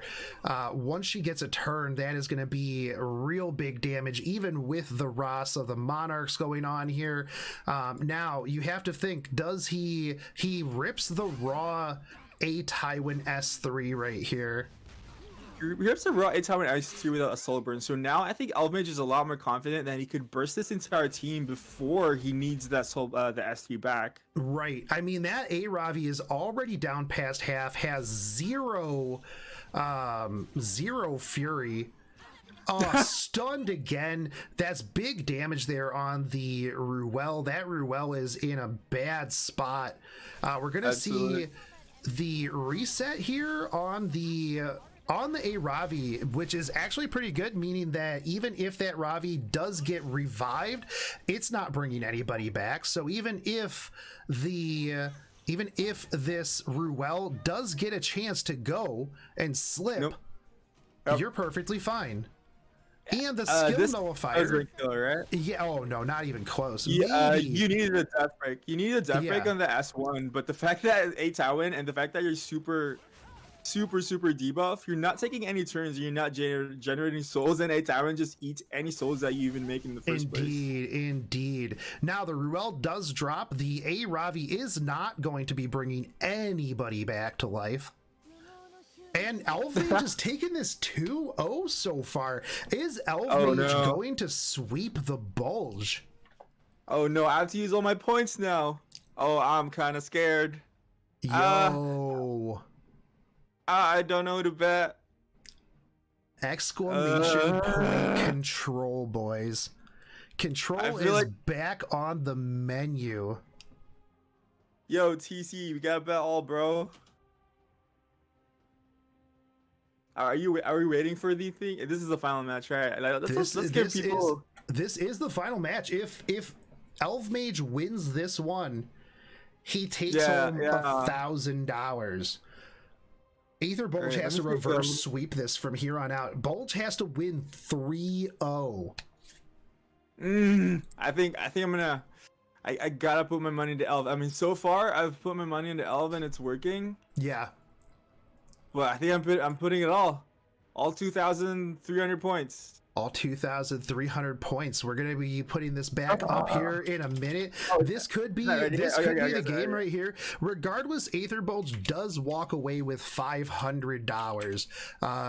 Absolutely, that's enough money. Yeah, it's definitely a very solid amount of cash. But I mean, why stop at 500 when you can get 1,000, right? Yo, everyone's gonna bet all. This is gonna be exciting. Oh, but then if Aether wins, then like we have no money to spend. You have no money. Yeah, I'll leave. I'll how much is it? I'll do 2,200. That way I have some money to spend in case. Poll is up. No. I said I'll do all. Third match, boys. Elve Mage is just jumping up right now. People are putting their money on the mage 50-50. These polls are just going very even. even. This is awesome. I love to see stuff like this. Bro.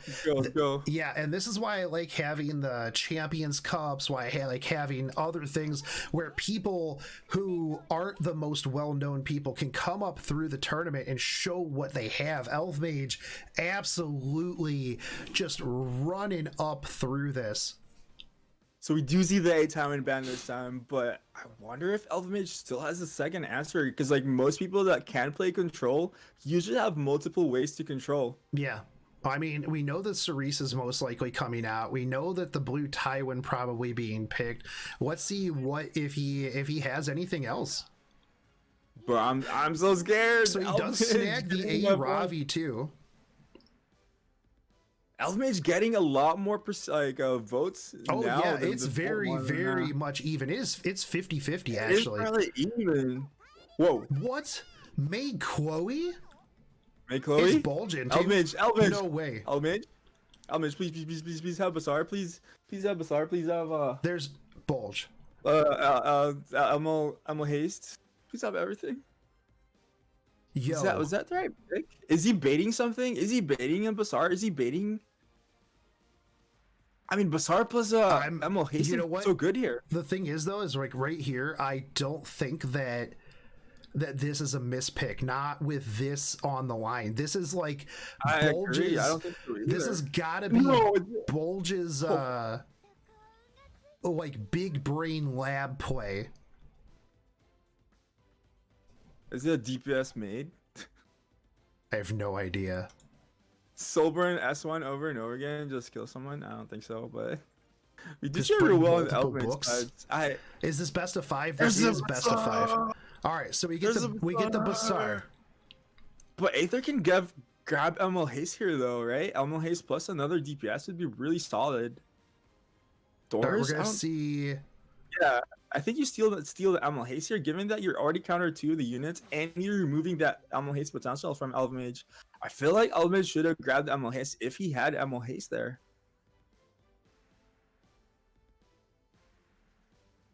Yo, I'm hyped to see this, dude. Dude, I'm so scared. All my points are on this. All my points are on the line.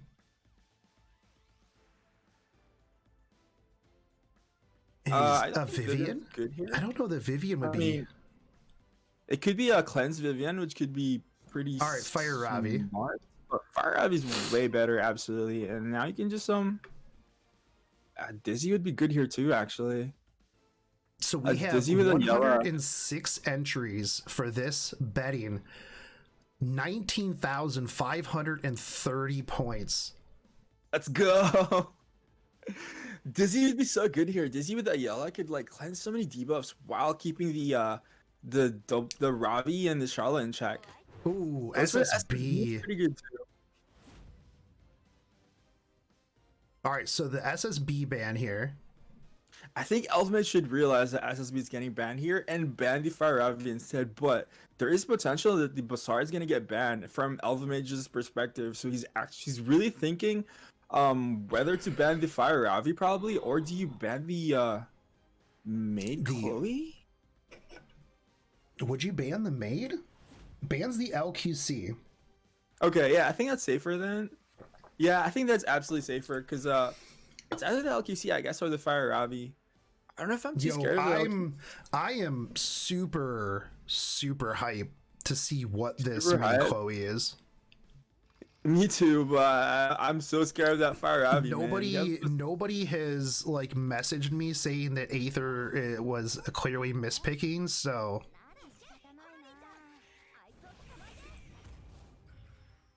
wait, where is it in the it's behind Bassar. Uh-oh. I really feel like you should have picked Elmo Haste, dude.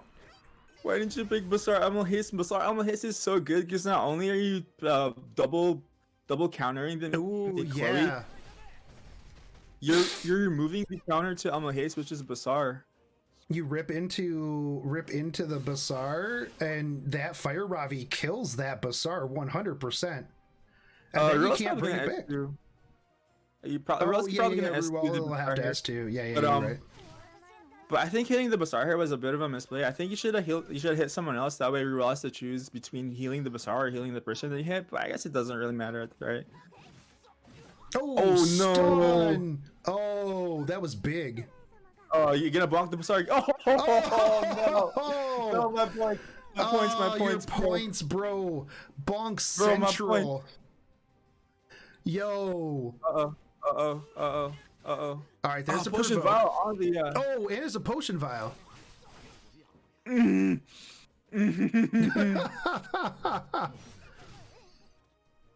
you just S3 the Bazaar here? Yeah, it's just S3 the Bazaar here. Yo. I mean, that is the right play on the Elve Mage's side, but this is just the bonkaholics right here. Pretty much, this Bazaar is getting controlled. The if that control Ravi player stuns again. Okay. Uh-oh. This is bad though. Here goes. Doesn't up to soul burn, but I guess he's gonna soul burn on the actually, yeah, soul burn on the Ravi here would be super strong. So you only get 2. That's double potion vial. Oh, is it double because the potion vial? maid's on potion vial and the ML Haste is on potion vial. Is that why he went for ML Haste probably? Soul burn into the flurry here probably kills. It doesn't kill. And you get a bit of a heal here, and you're gonna see the S3 rip in from the ML Haste, and that's gonna put that Falconeer Quarry back up to almost full. Yeah. Into the Bazaar. Yeah, he's trying to take out that Bazaar ASAP. I think he hit the Ravi here. Hey. What do you mean? No, he didn't do anything. All right, Ravi doesn't S3. I'm surprised he didn't S3 there. I don't know either. And now you just slowly take down the. You just slowly take down the Ruel. Bro, my points. And then now that you can't get stripped and unbuffable, you just wait until the Crow Horse. That's 2 soul burned S1s that did not kill that Falconeer Quarry. I mean, we've seen this Elve Mage's Ravi in the first match, right? Just chonk the it was chonking what's F my I'm so busy thinking about my points. Yeah. I can't get over it, and now this is down true. You could potentially S3 he is just, oh wow, that was a lot of damage. That was pretty good damage. That Ruel is dead. I think you need to S2 this. Do you have S2? No, you have S2. You just wait until. Do you think this Hold on. Do you? Oh! I think you just S1 because he has anti-crit. He's got anti-crit. I don't think it kills. Oh no! Oh no! Me, Chloe winning in the falls? What is this? Yo, Mig Chloe, bro. I told you it wasn't a misclick. Double potion vial made Chloe, yep. The bonk, man. That one bonk. The double stun into a bonk. Oh, dude, this Fire Ravi is just chunking, bro. You gotta taunt the Fire Ravi here, or else you do have S3, but There goes all your points, Mevlin. Oh, dude. Bro. Mevlin, you're messing up my screen. Mevlin's crying right now. Yo, that was crazy though. Oh, dude. Are you coming back, Mevlin? Did you break your camera? Yeah. Just crying a little bit for all of your points. Yo, that was crazy though. Man, People thinking that the bulge was inting. Yo, I knew there's a reason. The bulge is big brain. Are we gonna see the reverse sweep though? Probably. Can we see the reverse sweep? I don't know. I'm not counting Elve Mage out. Not in the slightest. I don't even care. You don't even have any points anymore. No, I don't have any points anymore. Wait, actually, I have 0. When do I get my 10 points? Yeah, I'm 10. I'm 10. I can come back. I got this. I can come back. I gotta blow an Aether bulge now. So I only got 10 points left. All right. Anyways, poll is up, boys. You ready? Poll is up. Game 4. Can Aether Bulge reverse sweep this? He's got to win here. Rank 3 versus rank 8. Yo, what a match, though. Yeah, that was crazy. That was quite a match. Damn, it was actually the Maid Chloe that won because well, it was first of all the stun from the Fire Ravi, and then the bonk on the Maid Chloe. So technically, Maid Chloe was the reason that Aether Bulge won there. Dude, that was super pog though. Let's see, the Stenny and the A Tywin ban out. Makes sense.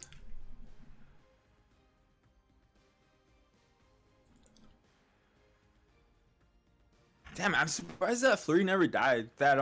Yeah, that flurry was super chunk. Lots of crazy stats. Yeah, I mean, it's Aether Bulge. I assume everything has crazy stats. These guys are on like a whole different gear level from me. Yeah.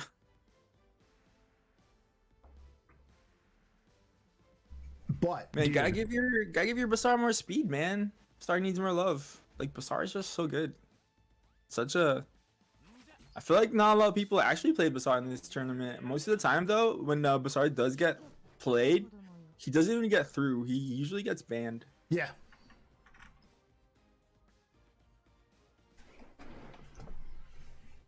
So we do see the Elve Mage going with the similar draft here with the Blue Crow, the A-Ravi. Bulge hovering over the level 50 Alexa. I was gonna say if he picks like a level 50 Alexa, I just he's going back to the maid again. I think if you have Fire Ravi mage, just go Basar Fire Ravi. Just take the Fire Ravi while having your Basar. All right, and we do see the Aeros pick up here as well with the maid Chloe. Mm-hmm. I do think, though, that if Elve Mage does have the Blood Moon Haste, that is a very solid pickup. Not letting Bulge have both the ML Haste and the Maid Chloe would be very, very strong here. And also really do some extra sustain. I really don't think he has like that's got to be the reason why. Because if he had it, he 100% would have played the last match. Yeah, it was too good. It was way too good of a pick not to pick there. Elf Mage thinking real hard. Do you think? We see the SSB. That's pretty good. He's prepping for the Ravi pick that counters the Basar and hoping that, SSB can beat it. Right.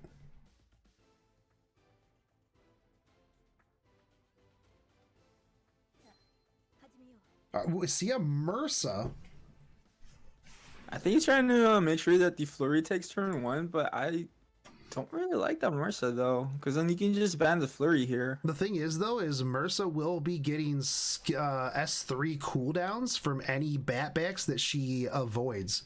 Not only that, big damage and silence on that S3. Once you start soul burning that S3, it does start hurting. Yeah, hurts also a lot. Yeah. You also get the every time you dodge, right? You also get attack and speed buff, which is pretty good. Well, attack if you have Moonlight Dreamblade, which you should. I personally like Violet's Talisman on her. Ah, really? Yeah, because you get the extra 30% attack that stacks with attack buff. Interesting. Yep. Okay, and last pickup from the Elf Mage side is the top model Lulika. So we do see the Falconeer Quarry and the top model Lulika banouts here. Yeah. But Elve Mage just Aether trying to take Bulge- turn 1 there. yeah, Aether Bulge has sustain though. Yeah, I still think Elve Mage is a better draft here.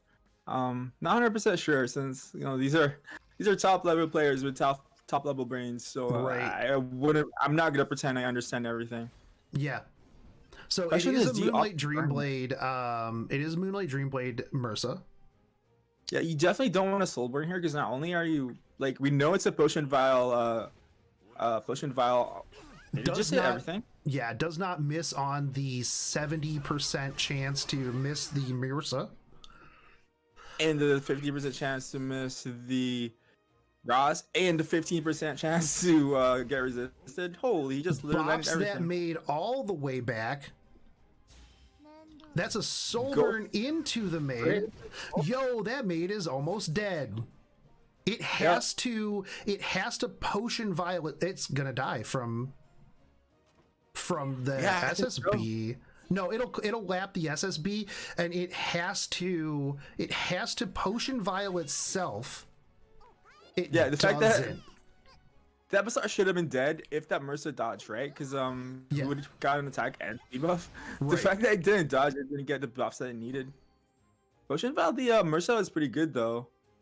Probably just gonna give up your Maid Chloe here. Hitting the Maid Chloe like with S Soulburn on the Arabi might seem like an int, but he forced the S3 so early before Maid Chloe can cleanse and most of these debuffs. Yeah.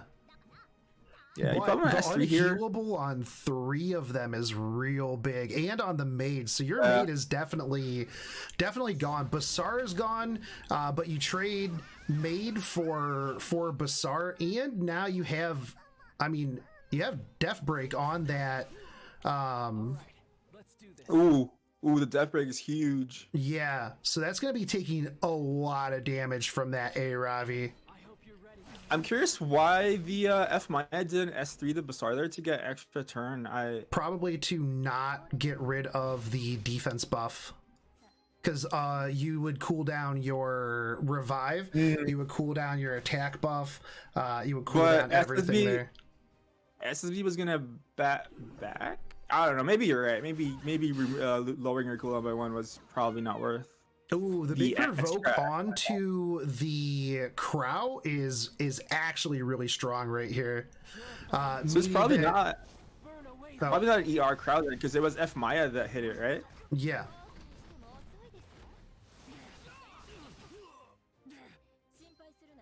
Ross Soul Burn taking the, a lot of damage here. You do soul burn into that, but you're Oh, going the to Crimson Seed, the Crimson wow. That Crimson Seed was huge. That's The pretty Crimson important. Seed 'cause was now- huge, and I think you kill. Oh, you don't kill the. Oh, okay. Here This is where you goes. asked for. Here goes the fight. The Yeet. Aravi. Oh, it killed both of them because of how much damage it did. Uh-oh. Yo, Aether Bulge is playing mean- out of his absolute mind, dude. I think this is gonna be a Mursa versus SSB though. But I Mursa think wins Mursa this. wins this. Oh, 100%. She takes 2 turns, and this, What? yeah. No, right? If you hit it. Even if she Oh, hit, you I don't might think hit. she would have killed. Yeah. Oh. The bulge, bro. Yo, That was hella pog. that's crazy My though. voice is cracking. Holy crap! Bro, I should have waited. This was the pog moment right here. That amount of that damage though that he did on that Ravi, that was crazy. Just absolutely dumpstering that Crow. That was insane, dude. Yeah, that was insane, dude. Oh, I wish I had more points right now. Yo, and we got a 2-2. If Aether Bulge, like, if he does this, he literally reverse sweeped this. Yep. This is crazy, man. He is just playing out of his mind. How do you counter the maid? You thought you had it. I don't know. There's no counter. No Maybe counter just made actually. Stop picking Bazaar. It's not working. Even when it works, it doesn't work. That Mercer though was insane. Yo. Yeah. That was a match. That was a match and a half.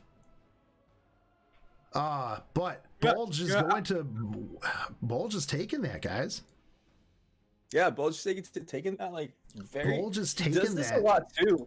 He does this a lot where like he picks a unit and makes you pick a unit that you think is a good counter into, and then just have other counters to your counter unit and work from there. I mean, he's not in the finals of this tournament for no reason, but at the same time, Elve Mage is here for a good reason too. Absolutely. I'm not saying that anything, like both of these players are just absolute omega brain level players, and it is just absolutely insane how the stuff that Aether Bulge is picking, Mursa, Maid Chloe, stuff that if you were to go tell certain parts of the internet, hey, would you see somebody picking a Maid Chloe for a chance at $1,000? They'd be like, yo, Maid Chloe's garbage. You're garbage. Just delete that character. Yeah. No, Aether Bulge just showing you what is up. But here it is, the final match of the day. This is it. This is for all the money. Winner gets 1,000. Second place gets 500. We still see the Itai win. So, yeah, absolutely. I mean, it's what works, right? Indeed. So we got an update on the Aravi chunking the F Maya earlier. It was actually because the series Death Broker, it was just not visually shown. It's the visual bug from like a lot of problems where you don't see the debuff. So that's why it looked like the Aravi was chunking the F Maya from a previous fight. That's good to know. So it's actually not a super DPS Aravi. It's more like a mid-range Aravi. Gotcha.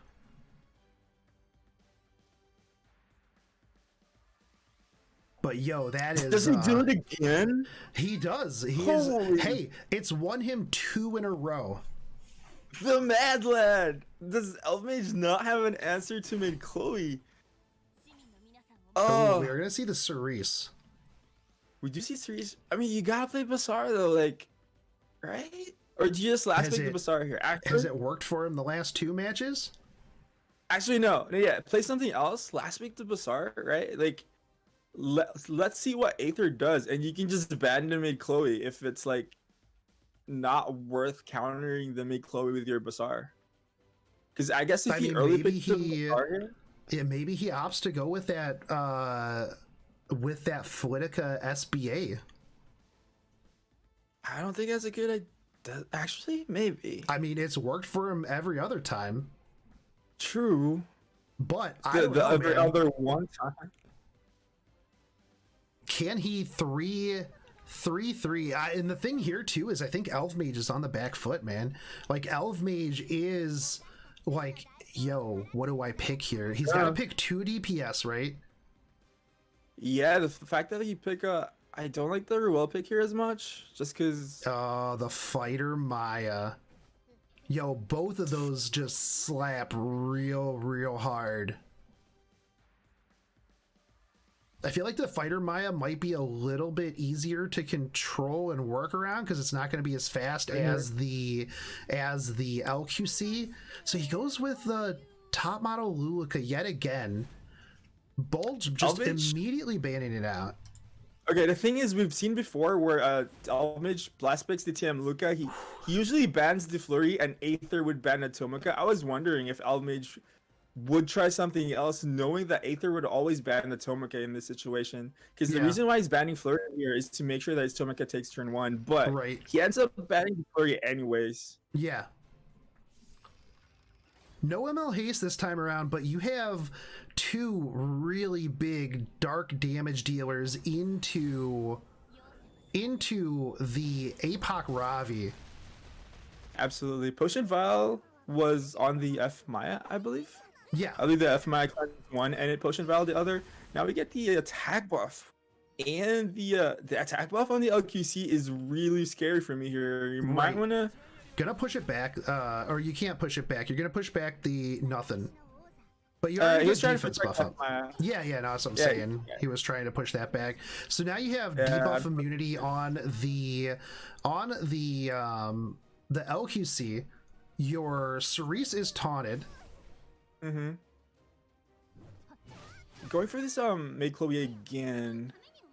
The Maid Chloe is not, so maybe potentially thinking because the Maid Chloe is on Potion Vial and is going to be one of the few ways that, the Confile defense break there was pretty big. Yeah, I think you should be going to the FCC here. Ooh, if you could Confile defense break, you could Confile into the, the Ravi again. He does grab the Ravi again. That's big. That is so huge. Now that this Maid Chloe is not good as a single target healer compared to like Ruel, right? That's what she does. So it's gonna take forever for this Maid Chloe to bring this especially FCC back to full health. Yeah. The big thing here too, okay, so you S3 into the Ravi. This is gonna spill over.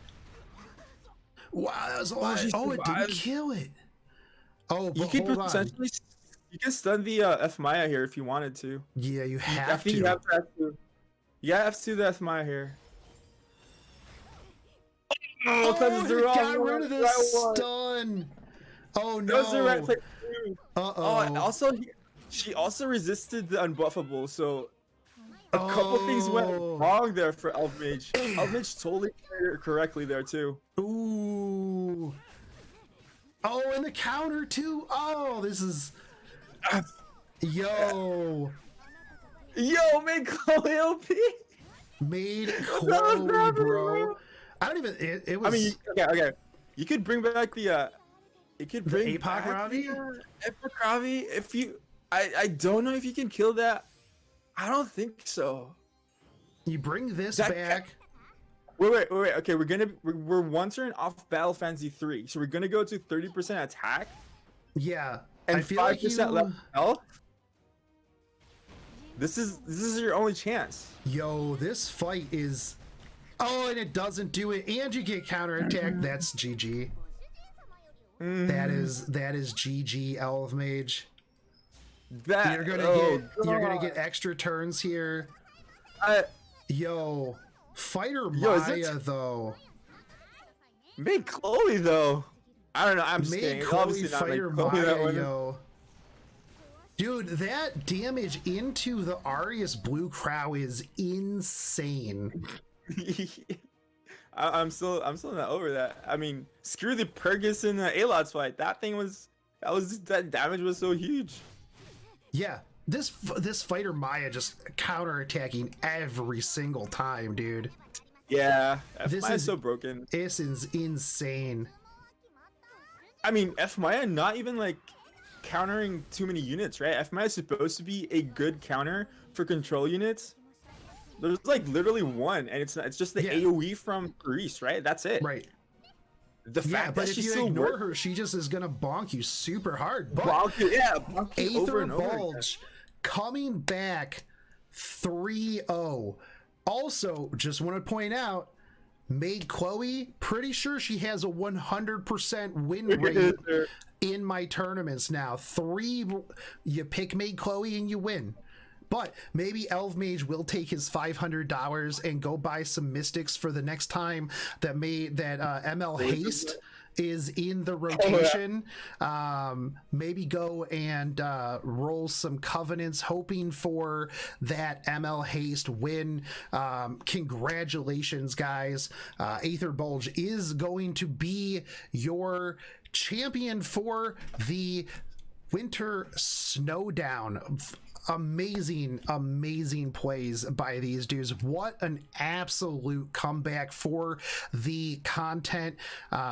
Just just insane stuff, right? Because yeah, so we'll update the bracket. Let me pull this down. We're gonna do the gift cards. The sky stones that we were gonna be giving out are going to be for the top place in the brackets.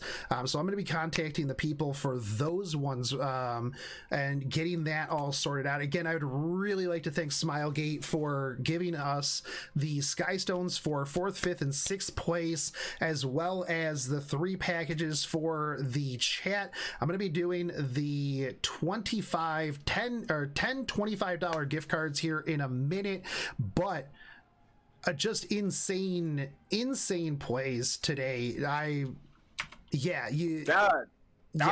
final was so hype. That was absolutely the hypest final. Absolutely insane. Reverse sweep at the end to make it so much better with like just the fights overall were like really good. Yeah, I even like the Zazen Malona matches were pretty insane. Just a lot of the stuff we did today. Yeah. I mean, not just today, like even the fights that we would consider fairly like sleeper fights. Yeah. We're still pretty hype though. Like there weren't as sleeper and there weren't as many sleeper fights as we thought there'd be. I think the changes to well, not the effectiveness one, but the fact that we went for like damage into attack made the meta so fast, and it's really exciting to see all these matches go super quick and super exciting. Yeah, by the way, guys, I will be putting up the giveaway for the $25 gift cards. It will cost you 20 tickets for the entry, and you can buy up to 50 tickets. So that'll give you 50 chances. So I'm going to be doing that. We're going to be letting that run for a little bit while me and Mevlin talk about the end of the tournament. So make sure you guys get in on this. How do I gotta get into it too, man. Ticket. I gotta get the card. Exclamation point ticket 50 to buy ticket, or exclamation point ticket number to buy tickets for the entry. Awesome.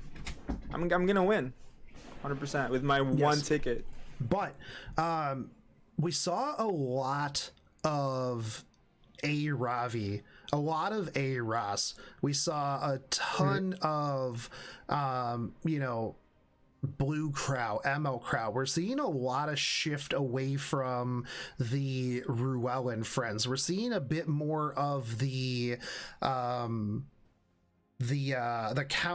control bruiser as well. But dude, Elve Mage pulling out the SBA control team was actually crazy. I had it was so amazing. I had such a good time watching that. I'm trying to get my SBA at the point where like super fast like that. It's not easy getting an SBA because like she needs a lot of things, right? She needs effectiveness, attack, and like a lot of speed while trying to have some form of block that way she doesn't die instantly. Right. Like, she's not an easy player to build because like everything right now is super fast, and the fact that she's super squishy means you gotta take turn 1 or she dies. Yeah, no, for sure. And I think that like the Flitica into all of that, as well as the Cerise, really helps set you up with the control teams, right? But again, having the answers to the control, so my bot died. The Aether Bulge interview, we might actually be able to get Aether Bulge onto one of the the podcasts maybe. So I can't remove the delay without restarting the stream, and you guys are still getting in. I still see the tickets going up, so you guys are perfectly fine. It's just not outputting it to the Twitch chat.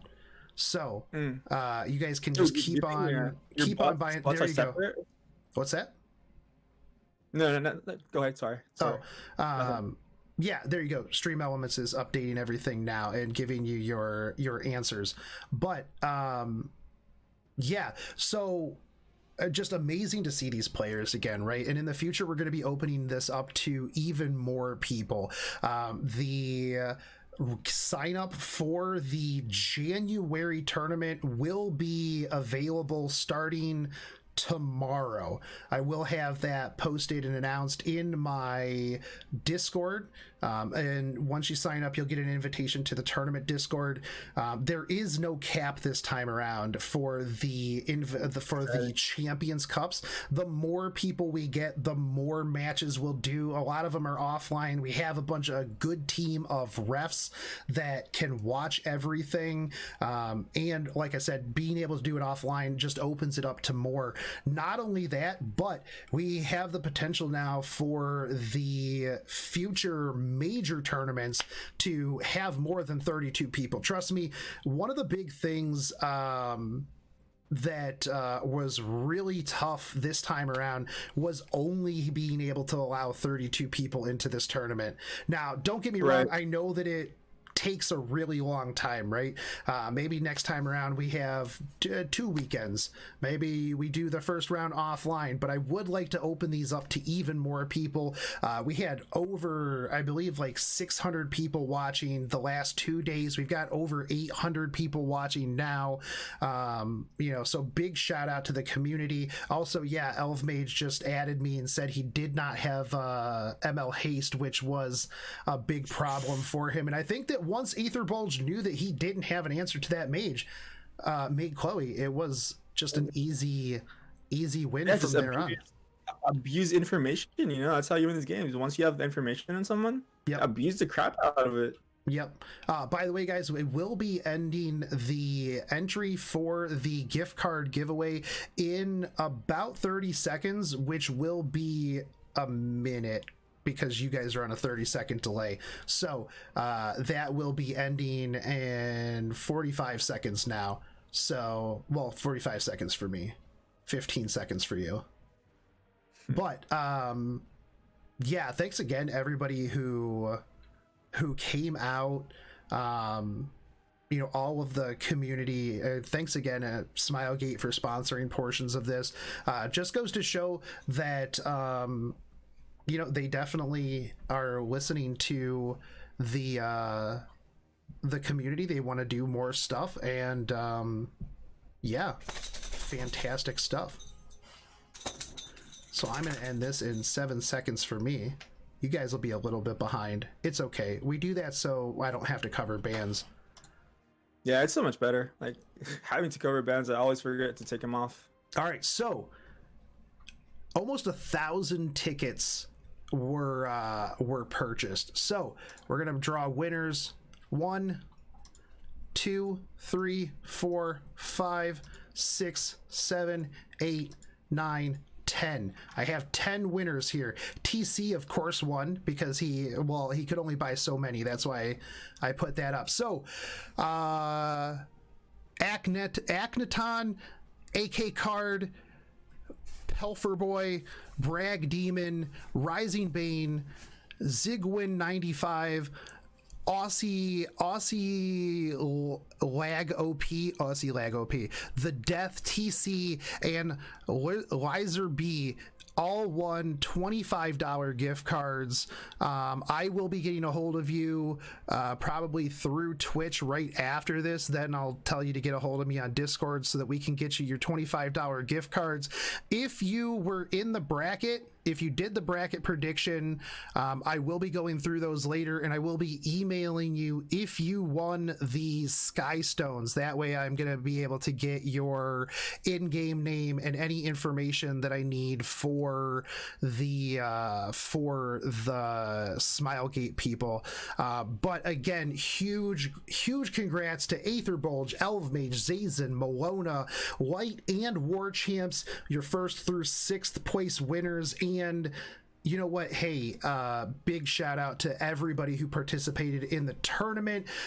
We are going to raid somebody who is streaming right now. I believe Sky King Deity. I told Sky King that I would raid him. Oh, Sky King is doing a Smilegate sponsored Christmas Ooh. trivia event. So hey, guess yeah, what, he guys? does. You guys are going to have a chance to get even more stuff from Sky King. So we're going to send you guys over to Sky King X Weeb King. Get yourself some Smilegate sponsors, some more sponsors, Sky Stones. So head on over there, tell them I said I sent you, and Rising Bane will figure it out. We'll figure it out. I'll get a hold of you on Twitch. Don't worry. But we're going to start the raid over there.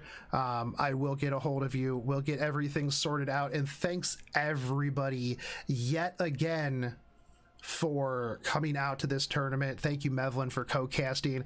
Make sure you guys are looking forward to the tournament breakdown of all the stats.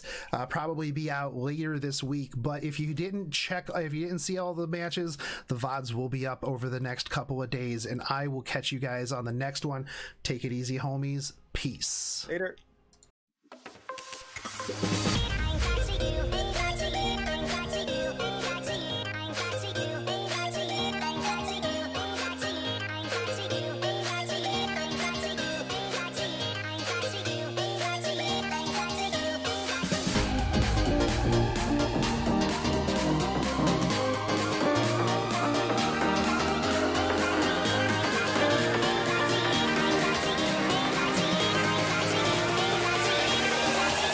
Crack it.